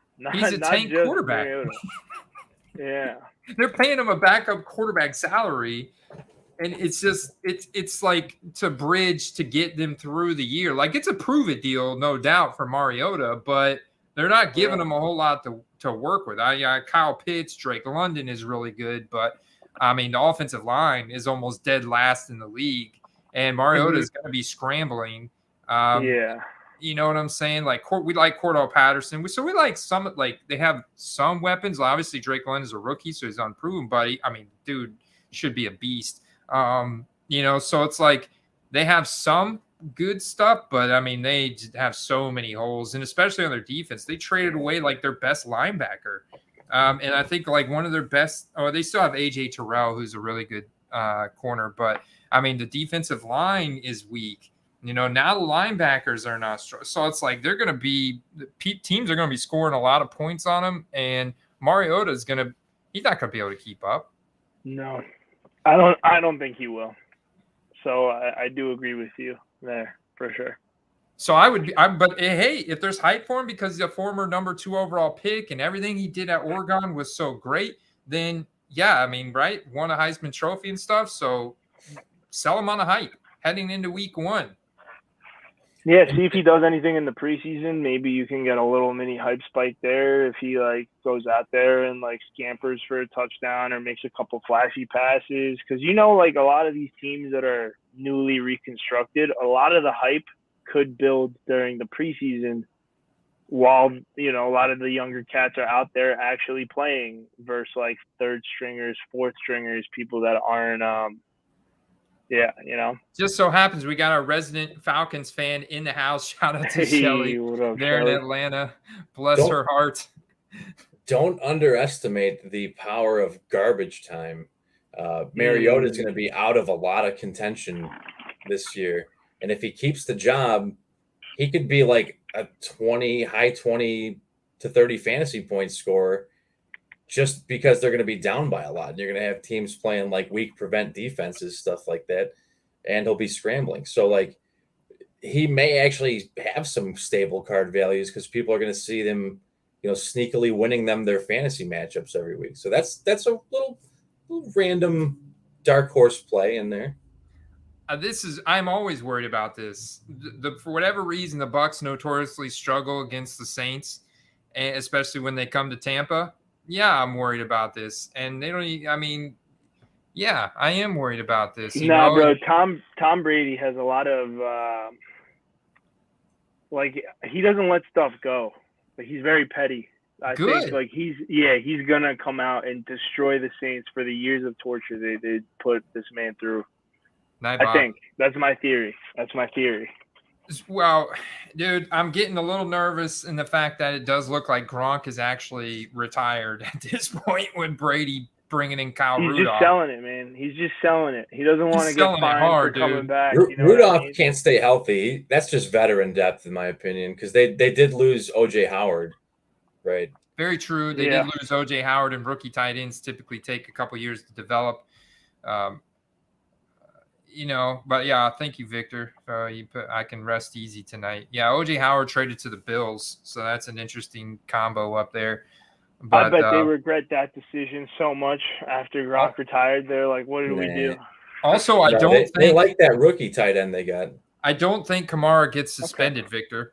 Unless that video comes out. There's a video apparently that depicts some pretty gruesome stuff that happened that Kamara was associated with. That if that gets out, then I think that could be some pretty damning evidence. But as of right now, his lawyers got it in a way, from everything that I've read, to postpone it to 2023. So if he did face suspension, it wouldn't happen until 2023. Yes. So, no, the Saints with, you could argue, a much weaker roster last year.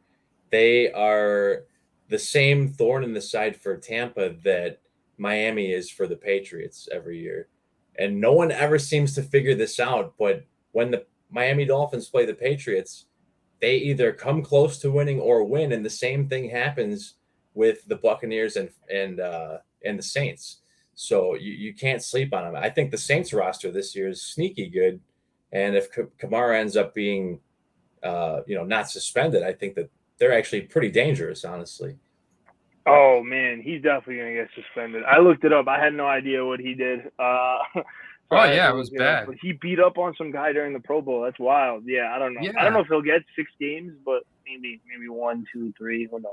No, but read. There's some articles out there about the way his lawyer has positioned him to have everything. Is it self-defense?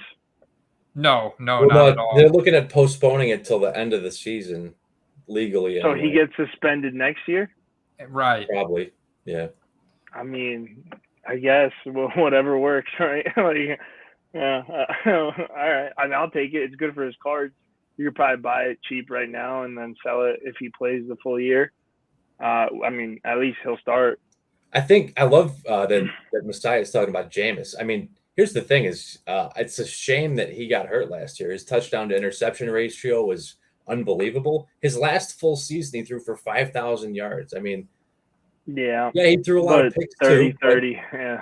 Touchdown interception ratio was not good. He was playing both. No, it wasn't good that year. But the man has had LASIK eye surgery. He can see the right. He can determine what color uniform you're wearing now and separate the receiver and defensive back a little bit better. So I like it. I really like it. Yeah, he's probably someone I should have bought before like this off season, like it's starting to pick up now and card prices are just generally going up across the board. I think I may have missed the boat. It might not be too late to find like a nice Saints card of him in like Saints uni or something, but I don't know. I'm already stretched pretty thin, like tracking like 40 guys. Welcome to the club. Yeah, right. It's yeah, like, buddy. Yeah, Yeah. buddy. So now I'm just trying to like pick teams. Like I'm like, all right, like I really like the Cardinals. Let me start targeting Cardinals, and then I like put them all together. I'm like, all right, this is like my Cardinals investment. So yeah. I dig it, man. I dig it. Yeah, one more time. I like the Cardinals schedule too.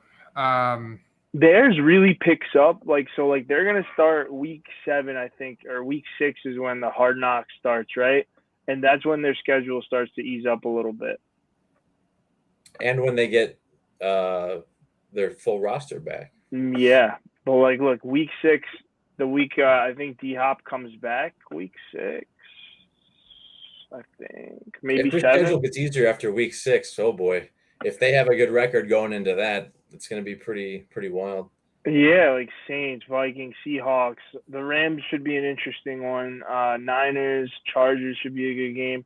Yeah, I mean, if the Cardinals like run the table with their schedule, and the reason why I gave a lot of green for some of the games that I guess for other teams I gave yellows to is because they are a very good road team from what I saw last year.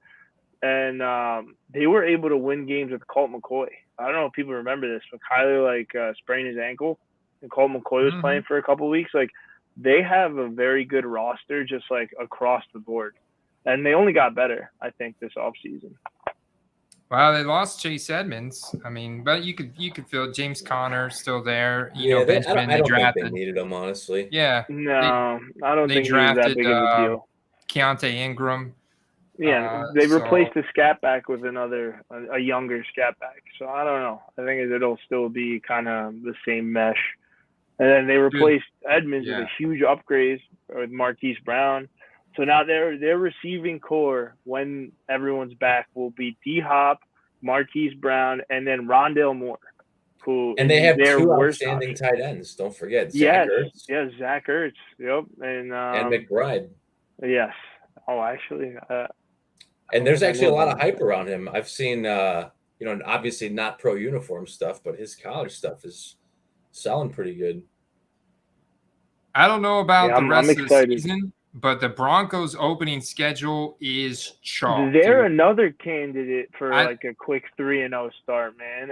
And not only a quick 3-0 start, but a 3-0 start with some serious numbers coming out of Russell because he's going to cook the Seahawks. He's going to cook the Texans, and then I don't know. The Niners should be an interesting game, but I think the Broncos win. And it's in prime time, so I know Russ is going to want to cook in prime time. Yep, and I always love investing in Gardner Minshew. I need more Gardner Minshew in my collection. He's in our video intro. You better like him. Yeah. Somebody asked in the chat, how many games or by what week will Malik Willis start? I don't think he starts any games. He's not going to start. 0. He's too raw. Yeah, he won't start this year, and unless Tannehill gets hurt.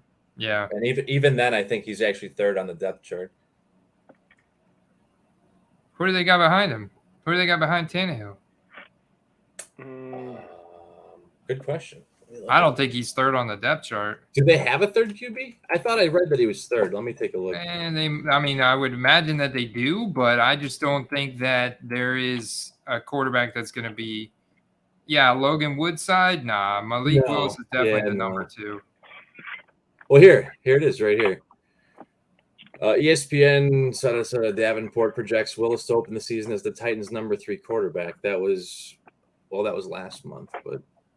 Yeah, no, check that because Logan Woodside is not going to give Malik Willis any kind of run for his money. Malik Willis has got elite raw tools, man. Oh, absolutely. No, I get that, but I think that what they're saying is he was the backup last year for Tannehill, and that he already has a grasp for the playbook that he's going to start the season as the backup quarterback. Could he be supplanted as the backup at some point? Potentially, if he could learn the playbook, but raw talent, I mean, they're not going to throw a guy with raw talent out there who doesn't know what he's doing. No, but if he gives them the best chance at winning, like I don't see Logan Woodside, like if Derrick Henry, right? If Derrick Henry were to get hurt and now they can't rely on that run game so much, the offensive line actually did not get better in Tennessee either. That unit is not even in the top half of the league anymore, and so you never know, man. If I think that even the unknown backup would start as long as Henry's healthy, don't you think? I would think so, unless he starts throwing too many picks and they start losing and they're on the fringe of the playoffs and it's coming down the stretch. I think they'll put in Malik Willis because he gives them, 4.4 speed rushing upside with a cannon for an arm. I mean, I don't see how you don't give that guy a shot, even if he is a rookie, just because you can run like a Wildcat style offense and get 5-10 yards every play kind of thing. Yeah. Well, I feel like preseason will be really telling with Malik Willis, like how he looks out there, I guess, with the 2s or the 3s, whoever he's going to run with, like that'll be interesting. Like if he's out there slinging it, then yeah, I think there is a chance that they might throw him in the mix at some point if Tannehill struggles. But if he struggles in the preseason, I don't think they're going to throw him out there against starting defenses. I'm not a huge preseason guy, but in a case of a player like that, do yourself a favor. Don't look at the stat sheet, but just actually see what he does. Yeah. Like actually watch. Yeah.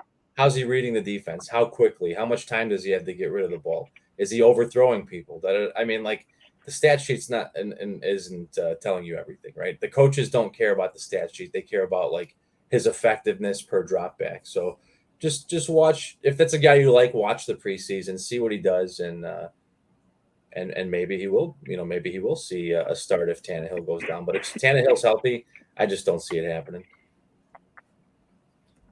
Yeah, I mean, yeah, I don't know. They don't really ask much of Tannehill, and the things that they need him to do, he does quite well. So I don't know, unless like he like falls apart. I don't know why they would replace him. It's not like they're asking him to go out there and throw the ball like 40 times a game. Like he really only has like play action situations, maybe scramble every once in a while. So yeah, I don't know. It'll be interesting. I don't have any hate towards Ryan Tannehill, but he is on the Titans, and they can all kick rocks. Yeah, I mean, dude, they played at one of the slowest paces as well last year, and part of that's because they want to run the ball and play defense, and as long as Derrick Henry's healthy, I think they're going to continue to deploy that type of offense, and so Tannehill, yeah, I think he still has some sneaky rushing upside, and he'll probably throw for like 3,500 yards or something with a decent completion. But I mean, as long as Derrick Henry's healthy, that's the game plan. Yeah, just and since we're talking Derrick Henry, just go look up a couple Derrick Henry stiff arm compilation videos and appreciate the freak of nature that is Derrick Henry. It's not the stiff arm, if it wasn't invented yet, would have been called, I don't know, the Derrick Henry arm. I mean, he just literally manhandles people like they're little children. I literally saw a drill at Titans practice where there's literally players in like just helmets throwing themselves like head first, and Derrick Henry is just practicing his stiff arm. Imagine being like that practice squad member that just has to like throw themselves at Derrick Henry's legs just to be a stiff arm dummy. Oh man, like it's like, yeah, you worked your whole life to make it to the NFL, and it's like, here you are, bud. Be the stiff arm dummy. It was pretty funny. You gotta. It's like being an extra in a movie. You got to start somewhere, I guess.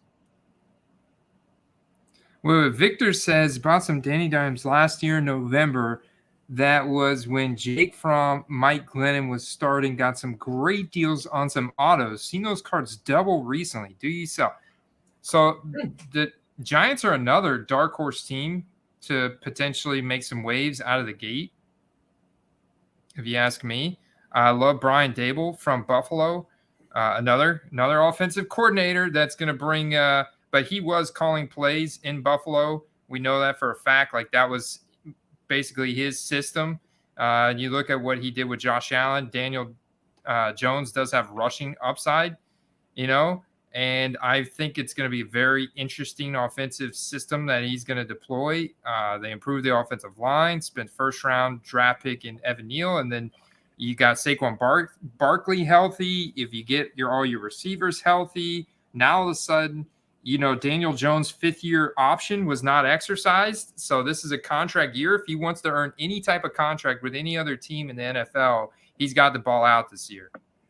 I see people saying sell Daniel Jones, but I don't think you sell him yet because I think he's got some good games in him this year.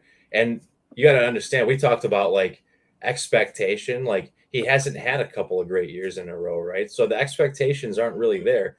He's in a huge market with low expectations, and he has a couple of good games. He's got Kadarius Toney there. He's got Barkley, and maybe a healthy Barkley with a better offensive scheme that they're going to be running this year. He's definitely going to improve this year. How much is yet to be seen, but I think if you sell him before the season, you might actually be cutting yourself off. I may have cut myself off. I was about to say, like, I had very limited exposure to Daniel Jones. I think I had a sealed second-year flawless, like one of those gemstone cards. Picked it up for $25 at like a local shop over here, and I was like, okay, like why not? I think I can move this card for like $50 easy. So I put it up for 60 or best offer. Someone hit me with 50 and I accepted. So yeah, I was like, if it was a rookie card, I might have been more tempted to hold it, wait for the year to start or something. But it was just like a second year random card that I felt like if I could get $50 out of it, I'll take my money and run. I have some decent Saquon exposure though. So I do agree, like the Giants do have some sneaky upside there. At Titans, Panthers at home, Cowboys with the asterisk. Sean, what does the asterisk mean? Monday Night Football. Ooh. Yeah. Giants, massive market, tons of media scrutiny. They don't even have to win that game as long as it's close or like it looks competitive and like the Giants look good, right? And then let's say they win. Let's say they're 2-2 going into the London game versus the Packers, right? I don't know. I don't know necessarily if like the cards will spike, but I'm sure if they play well, you'll have like some added liquidity, like people buying the cards. See, I'd rather invest. I'd rather take my money right now and invest in Kadarius Toney. But I have several Daniel Jones cards. I'm also looking to sell heading in. I don't think that they're going to win their division or make the playoffs or anything like that. I do see him just not, right, if Daniel Jones is not, Daniel Jones is an MVP consideration. Brian Daboll has fixed him, and he's now this franchise quarterback, and they start 3-0. That's a different story, but I don't know if I see that in this because Panthers have a good defense, and the Titans still have a solid defense. That Panthers one was yellow, and I forget if I sent you this before the Baker news or if I even adjusted it pre-Baker news, but oh, no, I think I did. And the Cowboys have a good defense. Yeah, they do. They do. I think the Cowboys are a team that have, like, no expectations really going into this year that could really wow some people. Like if they come out of the gate hot, Cowboys Super Bowl will be they'll be screaming it from the rooftops. You kind of have to hold your Daniel Jones though to Steve's point because they're still really undervalued. Like Daniel Jones is still super undervalued. Someone overpaid for my card 100%. Like I don't know why you wouldn't want a rookie card versus the flawless, but whatever. A rookie numbered out of 10. What? For $30. What? Today. One bid. Oh, best offer accepted. Best offer accepted. So it was probably even lower than that. No. I mean, it was going to be higher, probably higher than that, or $29.99 maybe is what it went. No, let's see. I had to 130 point that. 130. So I don't know if I said this earlier, but somebody in the comments was telling me to get this alt. It's an extension for Chrome that'll show you the best offer accepted on eBay. But then I heard card porn expose alt for like stealing people's information and this and that. So I'm not sure if any of you guys out there or you guys have an opinion on that. But oh wow, yeah, no, I don't have anything with alt, but that's kind of sketchy if they do steal. It's a Chrome extension that and enhances, gives you a heads up display, kind of like I have for Underdog Fantasy, but for eBay When you're All looking at right, cards. now I'm confused, man. You lost me. Wait, What is this? It $40? showed 40, even though it said 29. Yeah, so the guy did an auction, right? So let me X out of this one. So the guy did an auction. But it said offer accepted. I know it So says you know offer what? accepted. So maybe But it his was an auction auction. was for $29.99. Yeah, it was an auction. Here it is. So it was an auction that the guy had going that he can't like. It had the button that shows up that says "make offer" while the auction's Right. still going down. So the guy made him an auction offer for 40 $40 bucks, and it kills the auction. And so Yeah, on he eBay, accepted it. yeah, on eBay it'll just show the auction ends at whatever price. I it was think at. that's an absolute steal. Yeah, What it a is. man. I would have bought that for $40. That's You should how be able to get undervalued he $100. is. You That's should how be able to get undervalued he $100 is for right that. now. That's what I'm saying. Like, I think that some people like put too much thought into it when you're talking about, well, why would I buy that guy's card? He's not a Hall of Famer. Yeah, I mean, look, no one's 90, asking you 90 to or keep it for best 20 offer years, for a right? silver prism. No Oh, one's another asking you one, to man. hang on to the card for 20 years. But, if Daniel Jones turns it around, they sign him to an extension, he's their quarterback for the next 5 years. That same card is $150. It Yeah. is literally a prove it or lose it season for him, not only for the Giants, but for any other NFL team in the league. I mean, if he stinks it up with one of the better offensive-minded coaches in the league, and Brian Daboll, with the weapons that he's got in this contract year, then other teams are only going to want to pay him backup quarterback money, and you're just going to see him fizzle off, flame off into oblivion, his card values. Yeah. No, so 100%. I mean, this is it. This is it for him in my eyes. And I mean, that Titans game week 1, I'm going to be watching. Heck yeah, man! It's huge. I can't remember an offseason where there was this many like quarterback changes and this many cool like offseason things to watch, and it's just like there's a lot going on. Like I could see how if you were just getting into football or just getting into the sports card hobby, you'd be like extremely overwhelmed about like what direction to go, right?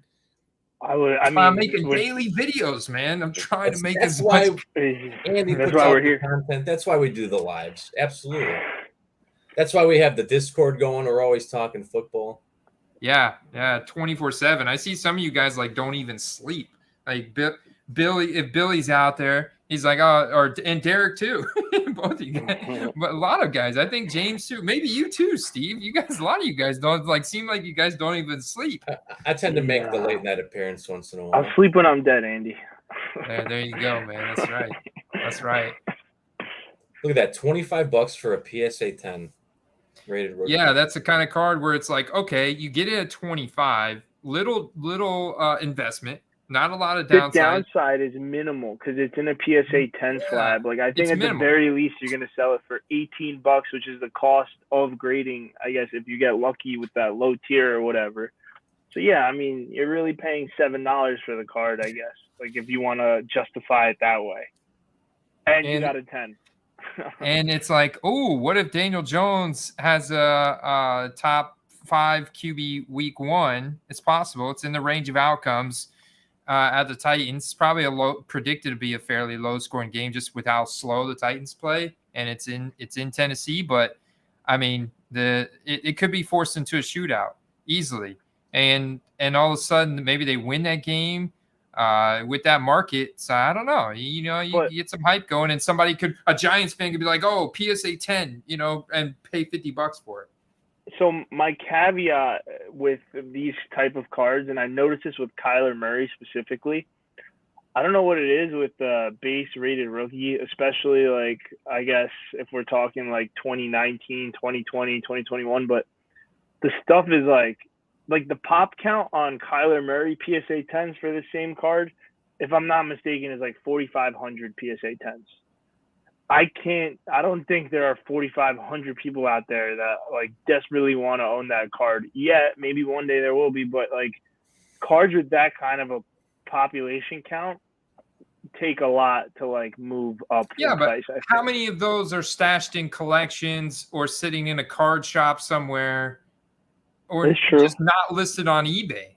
You know? No, you're right. You're right. I mean, they're in places that aren't like I guess available to like. That's purchase why. right That's here, why. right That now. was my argument last year when somebody brought up the fact Mac Jones based donruss has a such and such PSA population, and you know, it's his prices are going to continue to go down on that card. And I'm like, well, not necessarily, because those people buying Mac Jones think he's the next Tom Brady, and a lot of those people are just They're stashing gonna them hold in his him. collection. I got to throw this out It's there, true. and this may have been covered on the Tuesday podcast in the past, but you know, we're like, oh man, that's got a 4,500 pop count, unbelievable, it's so high. But like in the football hobby, that seems high, right? And for like a modern card, it's like a little bit high, right? But 2019 Zion Williamson basketball Prism base PSA 10 is like a 30,000 plus pop, right? Yeah. And it's Yeah. still No, a but desirable card that people go 4,500 is for. just the tens though. That was just the tens that I was talking about. Right. So like it total pop's probably higher, but yeah, I don't know. Basketball is that's a whole nother topic. I don't know how those guys pay the prices they do for the guys they do. I guess because there's only like 5 of them on the court at any given time. The money is more conglomerated, I guess, or like bunched together.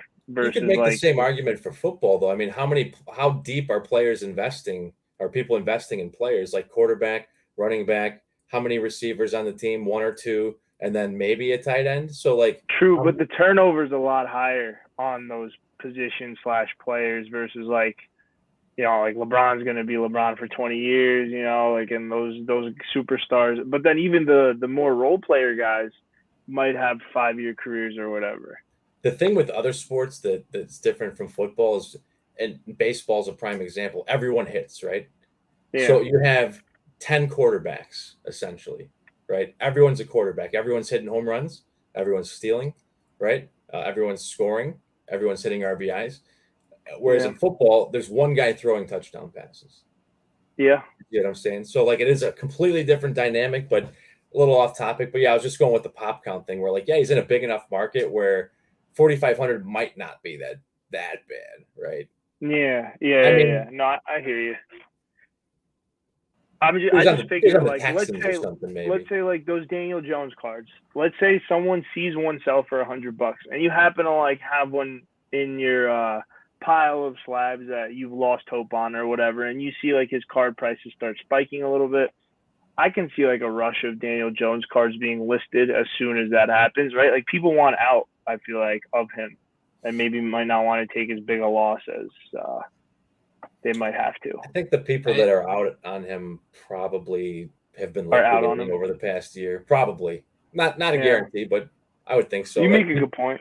I think a lot of people assumed that the writing was on the wall and he was done. Then they made this great signing for their team, and maybe there's a chance that they turn him around. Yeah. Public service announcement on McCorkle Jones. McCorkle Jones. So this was McCorkle Jones coming into the league. This is McCorkle Jones heading into year 2. McCorkle's been working out, man. He's been leaning down. He's got a shirt on. I don't know. What's he? You can tell the shoulders, though. You can tell the shoulders and the biceps. He looks absolutely. You can tell by the jawline. Like if you go back to the other picture, he looks like the crimson chin right now. Yeah, look at that. Round chin to crimson. Was that like chin. right after he got his rookie paycheck by chance? Because like maybe he just went on. No, this was after. No, that was right after the championship game. Oh, right on. So he was eating them hot wings and beer. Yeah, mid-season bod. So you know? I do not think that Mac Jones is trash. Honestly, I think Mac Jones can probably continue to ascend in the NFL, especially in the Patriots offense and under Bill Belichick. I know this is probably not a popular opinion with you, Sean, but Mac Jones, first and foremost, beat out Cam Newton. I know Cam Newton was obviously on the total downward spiral of his career, but still Cam Newton had that incredible rushing Cam upside. Newton with one shoulder. All right. Cam Newton with one shoulder. People forget how good that man used to be. Yeah, okay. I love Cam Newton. Yeah, and now he's like absolutely lost his mind and stuff, it seems like. But I mean, he beat out Cam Newton before week 1 as a rookie. as a in rookie. a complex offense, no less. So it does say a He's lot. the right Okay. kind of guy for that team. He is. Yeah. Yep. And Mac Jones ranked number 2 last year with a 58.2% pressured completion percentage. He ranked number 8 in play action completion percentage, number 7 in red zone completion percentage. So his I don't hate efficiency Mac Jones. metrics. Like, disclaimer, I do not hate Mac Jones.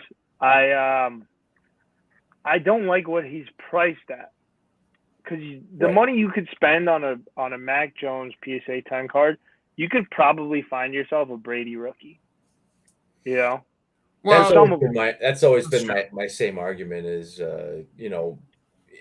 he's not Tom Brady. I mean, I don't think he will ever be Tom Brady, but you're investing premium dollars into a guy that will be remembered as like a game manager, right? Now, could he evolve later on? Absolutely. But, it's not like, doesn't seem like his archetype realistically. People are buying all kinds of Mac Jones cards. I'll tell you what, you're right. I mean, he's incredibly hyped up because he's so young and because of where he went to college, how he's drafted, the team he's on now, the way he did play as a rookie. So it's like, I think that the Patriots defense regressed. If you look at it on paper, they regressed over this offseason. And I don't think the Patriots are going to be able to run the ball like as much as like the Seahawks. Like, Bill Belichick ultimately wants to win and he wants to get into the playoffs and get Super Bowls. And they're going to have to take the training wheels off of Mac a little bit this year and let him throw more. And this, he could do pretty well with that, man. The guy freaking really good quarterback in college, and he had some really good efficiency metrics last year. So, Andy, they keep saying he's going to throw a lot more this year. I'm excited to see it. I love football, fantasy football speculation, no matter what team a guy's on. With a guy that's this hyped, I want to see, given the opportunities, is he going to live up to it? And he's going to have the chance this year. Yeah, I mean, you could see people who like buy his base absolute, like stuff that, a lot of people just won't even touch because it's so highly printed and there's so many copies of it out there. And it's like the hobby has evolved, it's a big thing. Like, it definitely has evolved, but even his base prism goes for twice as much as what the Fields and the Lance and probably even the Trevor Lawrence, so I do agree that a lot of this success is already baked in, and that is the difficult aspect of the hobby when it comes to investing, is that you want to get in early on certain players, but they make it very difficult because they take so long to get out rookie cards of guys. Like, a lot of times good rookie cards are coming out after the players already had enough success to have people like Justin Herbert, for example. Like, I had a couple Justin Herbert base Donruss rated rookies when he was a rookie before he even got a start, but that was the only card I could get. Base Donruss rated rookie was the only thing out for him in pro uniform besides gold standard that was out for him. And there's not very many opportunities to get on that. When you get a couple base rated rookies, I flipped them because I was like, this is good profit, but it's hard. They make it really hard, but I get it. I'm seeing some people that got in on I guess Mahomes when he was super cheap, start using those cards almost as trade bait to get into the Hurts and the Herberts of the world. I guess when you have that much equity in a card, you can just trade into other plays. I guess I don't know. Haven't quite gotten to that part yet. Right now, we're still letting everything marinate. Well, you're going to the National next week, man, so that's a perfect spot to make some trades. I am. I'm still trying to figure out what I really want to bring with me to National. Probably a handful of JT cards, but nothing that I want to keep forever, I don't think. But here's the real question: is what are you going to be looking for? Exquisite, I think. 05 Exquisite. If I can find some 05 Exquisite, I will buy it. That's what I'll be looking for. Game worn stuff? Yeah, man. I just think 2005 Exquisite in terms of NFL cards, I think down the road those will be iconic, considering Upper Deck is kind of no more or whatever. Those cards, that was the first year they did a football Exquisite. and it's such a big product in basketball that I think eventually, like, football is king in terms of viewership numbers, right? So I think eventually when the basketball collectors start like getting more and more into football hobby, like, and they start reaching for vintage stuff one day down the road, this will be kind of like a vintage. And it's game used jerseys. You really can't beat it. You know, like Willis McGahee can always sign another card, but he'll never play another down in the NFL. So did they make Exquisite in 2008? They did. I think they Ooh. stopped in 2010 was the last year Exquisite, at least for pro football. That's So I when know they you're a lost big the Colts fan. Are you in the market for any Matt Ryan stuff? I have one Matt Ryan card, but no, not until his stuff gets printed in Colt uniform. I bought this card. I know you guys saw it, but I don't know if everyone on the live stream did it. Oh yeah. Hold on. The Legacy. Whoops. Oh, whoops. Hold on. Let me blow you up. How do I do that? There we go. Yeah, so shout out to Mal's Custom Cards. But yeah, she did like a gold vinyl kind of a look, the Sheriff, collector's issue, the Legacy, and then you flip it over and you got the Iceman coming.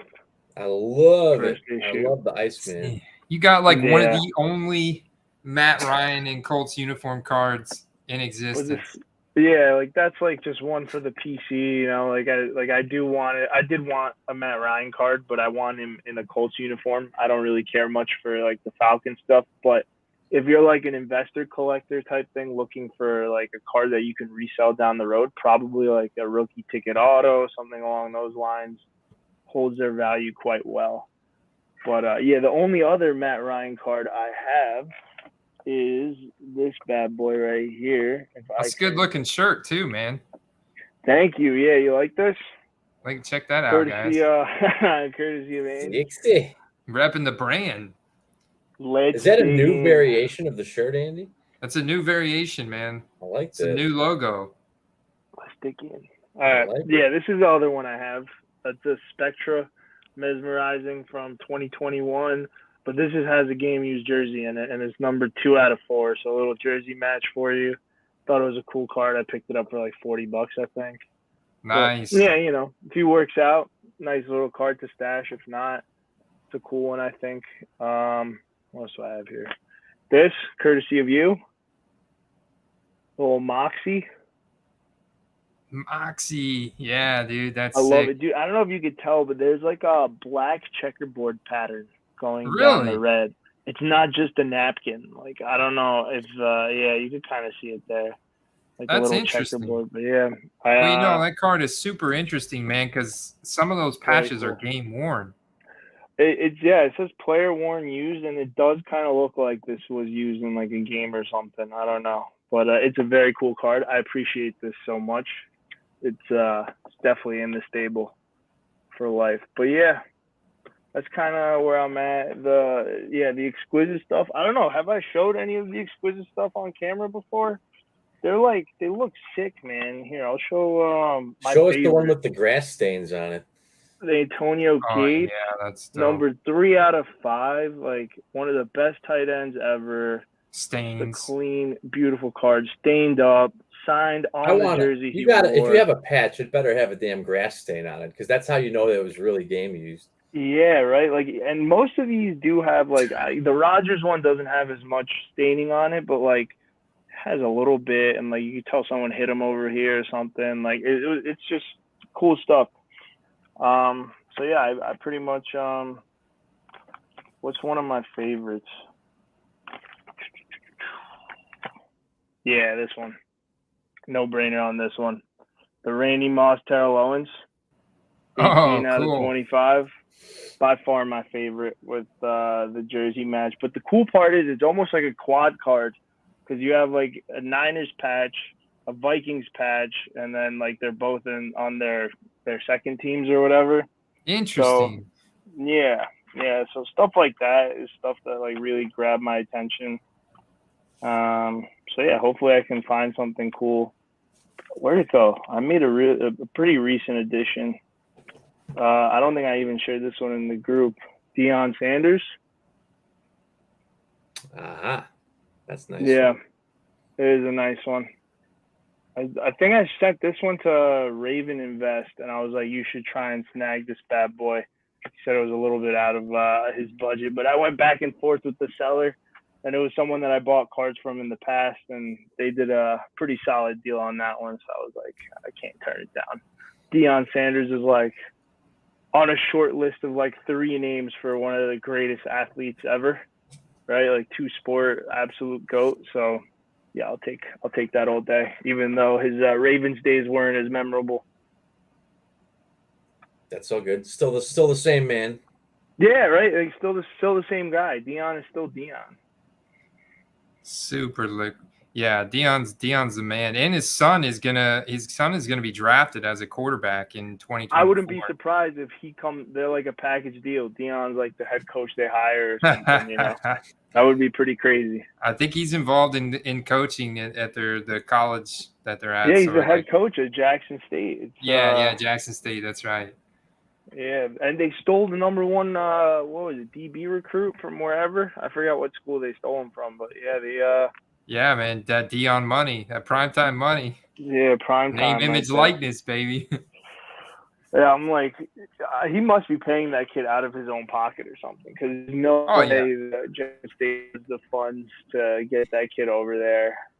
And I'm sure Deion was like, would you rather make all this money and like, be a worse NFL player, or would you rather like learn from the GOAT? And it's like, well, when you put it that way, it's a no-brainer.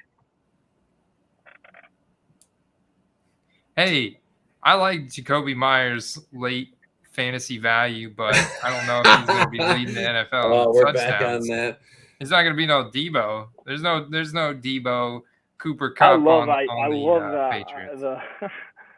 I see Messiah and Derek going back and forth in the chat. It was quite hilarious to read that exchange.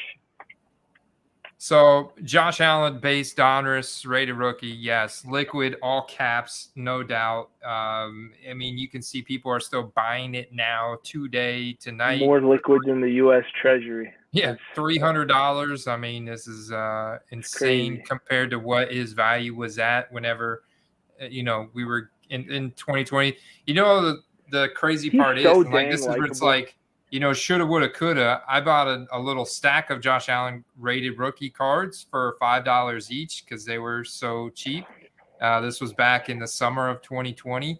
But at that time, he was coming off a really bad 2019. So I was actually down on him. I only had a couple, and I ended up selling all of them for like 5 times what I paid for them. But that was like, I sold them for like $25, $30. And, yeah, I mean, I thought that was incredible, but then it's like looking at where they at now, like $60 for one. That was you could have turned 25 into like $1,000. Or getting them graded and or like looking half where they're at now. It still blows my mind how like these other grades are devalued compared to the PSA 10. That's a joke. Wild. I mean, if you're smart, you're buying. I would buy 3 SGC 10s, crack all 3, send them to PSA. If one or two come back, like ideally if 2 come back 10s and 1 comes back a 9, you should still be able to make like a very decent profit. Yeah, like this one right here, this SGC 9 that ended Friday, June 7th. So last Friday at 7:15 for 75. Like that was a deal, in terms of like cracking that. So easy. I would buy the 10. I would try crossing over the 10 to a PSA 10, because you're only paying like how much more was it for the 10?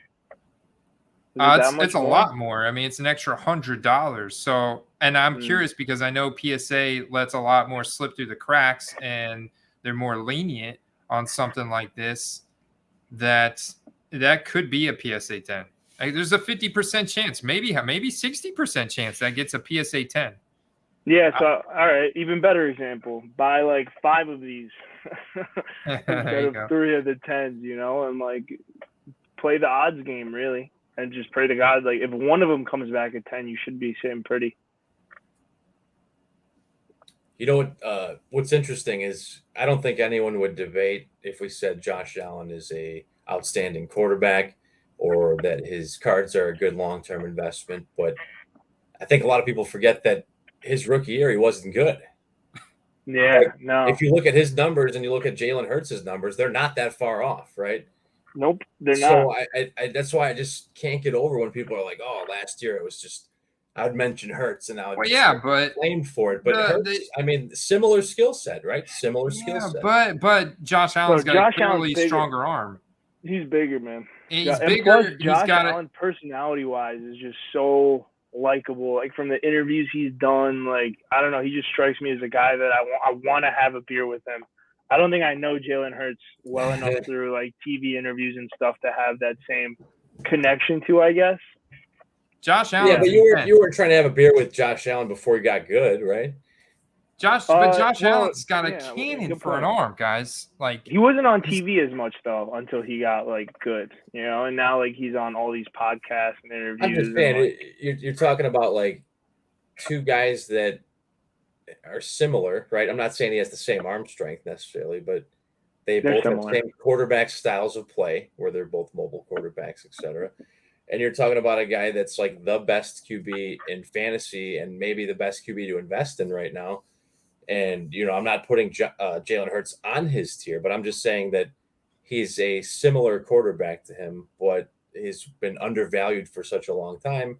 He might just need that extra tutoring or, you know, one-on-one work with his passing game, etc. So that's why it's like, if Nick Sirianni lets him throw the ball as much as Brian Daboll has let Josh Allen throw the ball, the Bills threw the ball at one of the highest rates in the league last year, second highest rate in the league, whereas the Eagles are a run first attack. You know, they're an established. I mean, you have to be behind that O-line. They have like. Yeah, they got the best O-line. Well, they're PFF ranked best O-line. Well, I don't know about the best, but let's just say top 5 for the sake of just keeping them honest, I guess. But they do have a very good offensive line. They have 2 good running backs. I like Sanders and I like Gainwell. And I think they have a lot of passing options. So I don't know. Should be interesting. And their defense is good. I just don't think that you can, at this point, it's hard for me to draw a comparison between Hurts and Allen. Yeah. What I was getting at, but though, like he's saying, they're both mobile QBs. Like they kind of scramble, throw on the run type situation. So I see like it's not crazy. I mean, no, they're not the same player. But I saw to be learned though is that a Josh Allen $300 PSA 10 base Donruss was at one point an extremely inexpensive card, right? Like, I wasn't collecting in 2018.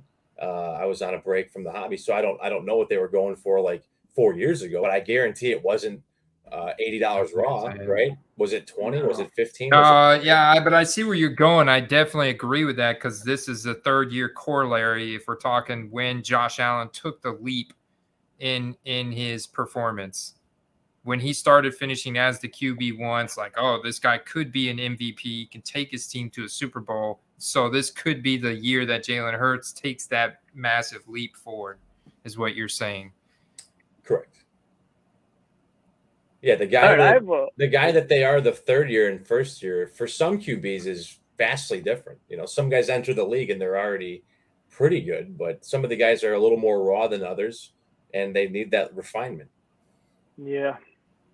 So if you guys had to pick 3 guys who you think present the greatest downside going into this next football season, like almost like a red flag, a warning, if you will, like who would you pick as people should stay away from, I guess? Oh, I can't say it, but Chad will hate me. The first one I would say is wait on Patrick Mahomes. Like I know that his prices, they have come down. Like they have come down, like his base rated rookies are close to Allen's now, but they're still like right over $100. But I would say wait on him because I think they're going to potentially go down even more into November.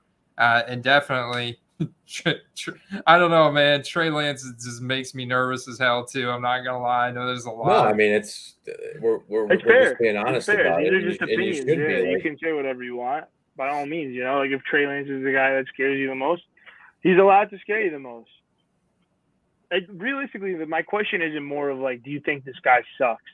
It's No. more of like, are his prices stretched too thin? And do you think that if they don't absolutely like check every box going throughout the season, their prices will probably fall, right? Like, so I think there are definitely some risks.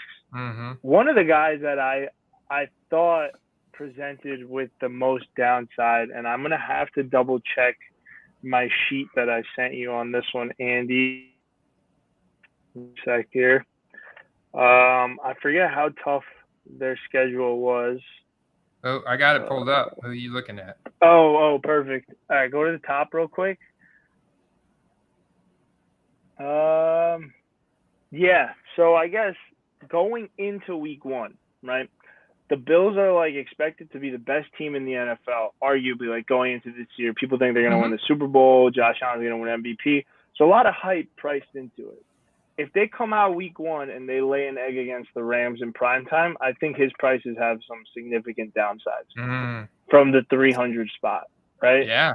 Yeah. So something to be weary about. But yeah, I do think the Bills, 12 That's wins. a Thursday night early. game. There's literally It's the first one. It's everybody, the opener. every It's the season football opener. fan in the country will be watching that game. Yeah, and vice versa though. Like if he comes out and absolutely destroys the Rams, expect there to be some hype because then he's playing the Titans primetime and then the Dolphins, and right there they're 3-0. I think. They better, because last year they got waxed by the Steelers week 1 and they were not ready at all. So yeah. I mean, it should be interesting. I don't know. First game of the year, like we're gonna have to see what happens. But I do think that I wouldn't put him at number 1 because I think his prices are pretty stable even if they lose that game. But like, definitely something to be weary about. The one team. And maybe I'm crazy, but I don't like the Vikings as much as Steve does. So my warning is Justin Jefferson, because I don't know if that team is going to be as good as we think they're going to be. Like Packers week 1, right? Jair Alexander is a very good cornerback. Who do you think that guy is going to be on? Oh, Justin Jefferson all day. Yeah. So Justin Jefferson is going to get everyone's best. Before it was Adam Thielen. I think now they're lining up their ones on Jay Jets. So it's a Dalvin Cook week 1. I mean, then they Packers, they run a lot of quick screens. You put Justin Jefferson in the slot, you get creative. I mean, that's why they brought in Kevin O'Connell, man. This is exactly why they brought in Kevin O'Connell. Yes. I like the Packers defense a lot this year. Like if I know fantasy wise, I'll be taking them in a good amount of leagues. Yeah, they're good. Yeah, they have a good front four, and I think the corners are where the Packers are dangerous. Like I think Rasul Douglas is their 3rd best corner this year.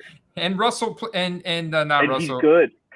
Rodgers plays slow, so yes. it's even like better for not allowing the opposing offense to be on the field. And we talk about their passing game, right? But like I wouldn't be surprised if the Packers are like a run first team this year, and they just jam it down your throat with A.J. Dillon and then finesse you with some Aaron Jones with some sweeps.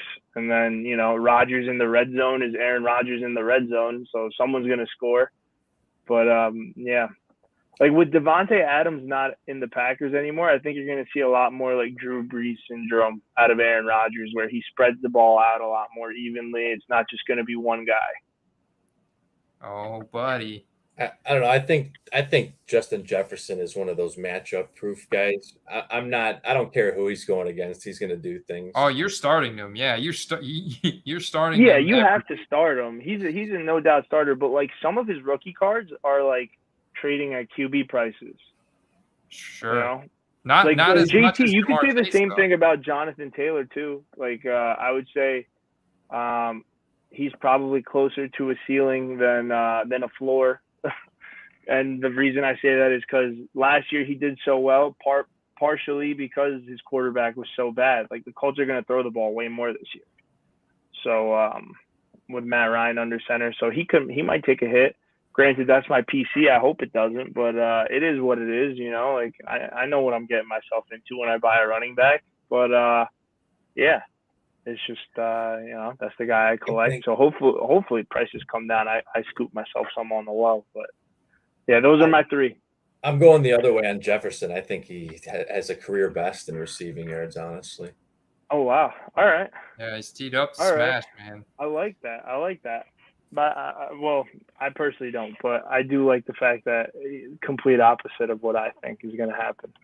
But yeah, I just think. And I'm not taking a shot at you, and I know you're not taking a shot at me, but this is what makes it fun, man. We see it a little bit differently. And yeah, it's how you grow. I mean, the guys in the chat, they've been disagreeing all night long.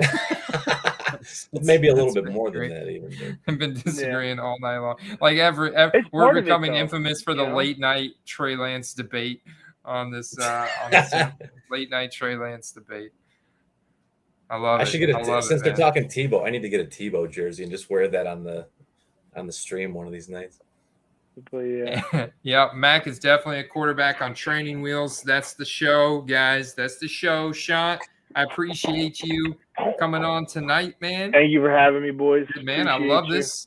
I love this, guys. I'm going to post this up in the Discord. If anybody wants this XL that Sean built, I'm posting it up in the Discord. Yeah. Share away. I thought you were talking about a T-shirt. Yeah, this is an extra large. I'm a big boy. No, the T-shirt. The T-shirt, though, you do get. You got as a bonus for being a member of our Patreon.com/footballcards community. And if you're in there, then you get messages from me. You get some T-shirts and some other goodies. So I'll see you. Shirt. If you ain't in there, get in there. Let's talk some football, guys. Yeah, let's talk. It's getting spicy. Preseason's about to start soon. Preseason's hitting up. Yes, sir. Yes, sir. All right, guys. I love it. All right, have a good night, everyone. Peace.